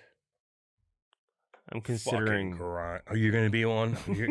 You are out of touch, homie. I'm considering. If I had someone write for me, then I could really do it. You over exaggerate. Can you yourself. write? Can you write material? I don't need to. It's in my head. No, but could you write for me if I was going to hire a writer? Like, I'd hire you if you could do it. Why are you wasting time? I'm asking you. No, I'm not going to write for you, Andy. Give me your top free agent. Oh, come on, I don't fucking know. We don't have all day. Don't know. Who's your top free agent? Bobrovsky, probably. Yeah, okay, Bob. I hope he doesn't go anywhere. That's so dumb. Just stay in Florida. I don't get it. Tarasenko. I heard he's coming to St. Louis. Blues fans just get a little crazy sometimes, man. Didn't they want to get rid of him too? Well, Army specifically said that he's not looking for 36-year-olds. Yeah. He's got his agenda. Are you surprised that he's gone on to play with this many teams? No. Why do you think it is? He had a good year last year at Minnesota. He went there. Goals. Yeah, he did his thing. I don't know. He likes to move around. He likes to switch agents a lot. He switches a lot of agents. A ton. These agents are like, and they all like complain when he switches them. Like you talk to the agents, they're all like, it was a lot to handle. Yeah, no, he's yeah, and you know what, you got to take advantage of every moment. So maybe it's going to all work out for him, but it has. He's a 2-time Stanley Cup winner, man. He is. He made a lot of money. He has. He's going to try to keep grinding, making more money. I don't know how that works when you fire an agent. Do you still have to pay him? Well, you have to pay him if the deal you signed was negotiated by the previous agent with that team. So you keep, because that happened to him before. Yeah. He fired an agent, but then signed the same deal with Ottawa that the agent had negotiated, and therefore, you know, you file like some type of grievance or whatever, and you end up getting paid. Where's Roenick going?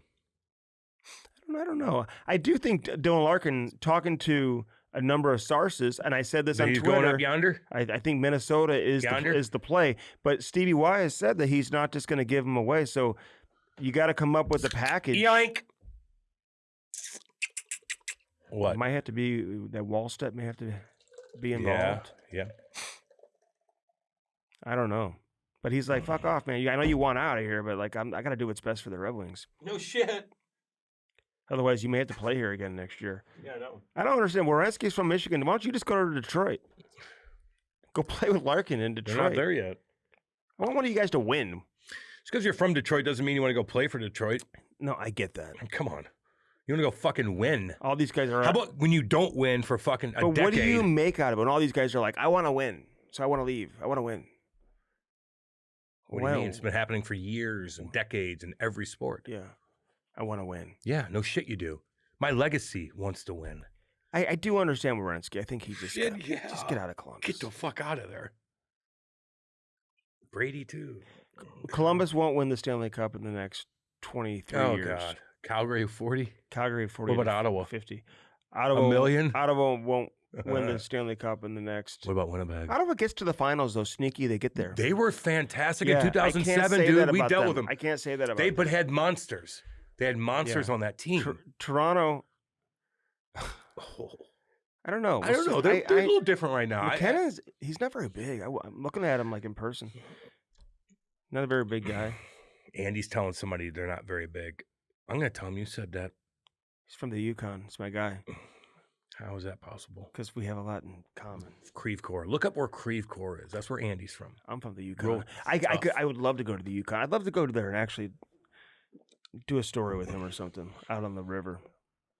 Do some fishing. That'd be really cool. I want to go fishing. He would really love that. I want to go You'd fishing. be so annoying. I'm trying to plan a vacation here. Gavin, for the next... where are we at? Where's my Starbucks? All right, so Let's we go. appreciate JR for joining us here on he's a man. the Canister Podcast, brought to you by Stiefel, where success meets success. Yeah, baby. Firstform.com/Canistrick. Use our link and use it today. We are in the Window World Studios, baby. Window World, stlouis.com. Woo! 1-800-GET-WINDOWS, 1-800-GET-WINDOWS, 1-800-GET-WINDOWS. 4th of July weekend, baby. Woo! God dang. 250. Son of a bitch. Hell yeah. God, I'm barbecuing. I'm barbecuing Fuck. too. Tomahawks. Andy's subdivision doesn't celebrate 4th of July. I don't think they celebrate a lot of things though.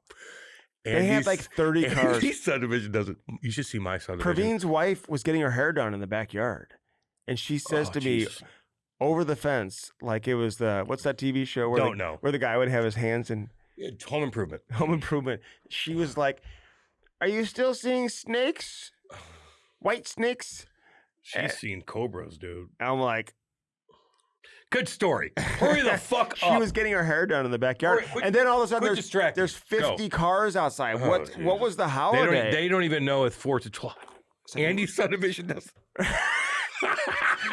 It might have been Ramadan or something. They don't know what the fuck 4th of July is. I don't know.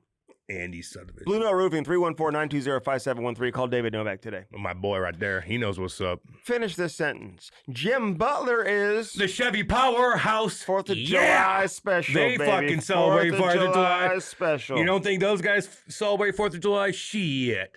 They're probably buying thousands of dollars worth of fireworks. I bet you 4th those of July guys. sale event celebrating 250 years of America, baby. God, yeah. 0% financing for 5 years plus no payments for 90 days. A new 2026 Chevy Equinox. Hey, Trax, and Silverado 1500, That's baby. what I got. See dealer for complete I love my details. truck. Those I love 4th my of July truck. offers won't be around long. Love my truck. Jim Butler is your Chevy powerhouse. Yeah. Who puts the on Spa? Spas and more. Angie what? House. Angie has. Why are you asking Angie me has questions? 2 locations, Love baby. you, girly girl. What's up? 2 locations. Let's Michael go. Leahy, what's up? What's up? Easy Tiger AZ, top shelf cannabis. Located in Arizona, but available nationwide. EasyTigerAZ.com. Ty loves tigers, by the way. He got this thing where... Edit this out because Maya didn't get her chance to talk. Real quick, my wife... He like watches tigers like on YouTube. He loves tigers. So he got this thing where he has his own tiger and he can track it where it is in South Africa or in Africa. It's like roaming through the wilderness and it has like a GPS tracker so he knows where it is and he can watch what it's doing like throughout the course of the day. Sometimes I just don't believe anything you say. I don't know. I'll tell you more about it next week. Every time you talk, when you have to like the filler talk that you have, yeah. I think it's all It's fucking. not. He has his everything own you tiger. say is bullshit. It's like a GPS and he can watch if where Andy it is. has to talk anything else besides hockey, I don't trust it. Okay. You know, I just don't. All right, listen. Have a great 4th of July. Yeah. Well, I think we're gonna come by. Come by. I swear to God, you have come fireworks and stuff. by. God, yeah. The best fireworks you could fucking. Are you get. swimming at Fuck yeah. We're getting drunk. at Wes's? We're getting drunk. Oh God. And the women know. And they're just going to have to deal with it. Because it's 4th of July. My daddy's coming over too. Oh, good. Denny, do you have air that's his conditioning? name. That's his name. You have air conditioning? Yeah, fuck yeah. I got 3 of them. God, I won't be using my new solo stove anytime soon, boy. Ooh, it's hot. Woo! It's gonna be hot. All right, Jeremy Roenick. Let's we go. appreciate him for joining us. And hope you all have a great 4th of July and enjoy free agency and Love you continue guys. to follow us and support all our sponsors, baby. Let's go. This has been the Chemistry Podcast presented by Stiefel, baby.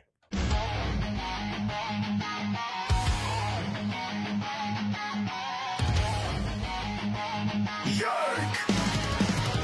Let's go!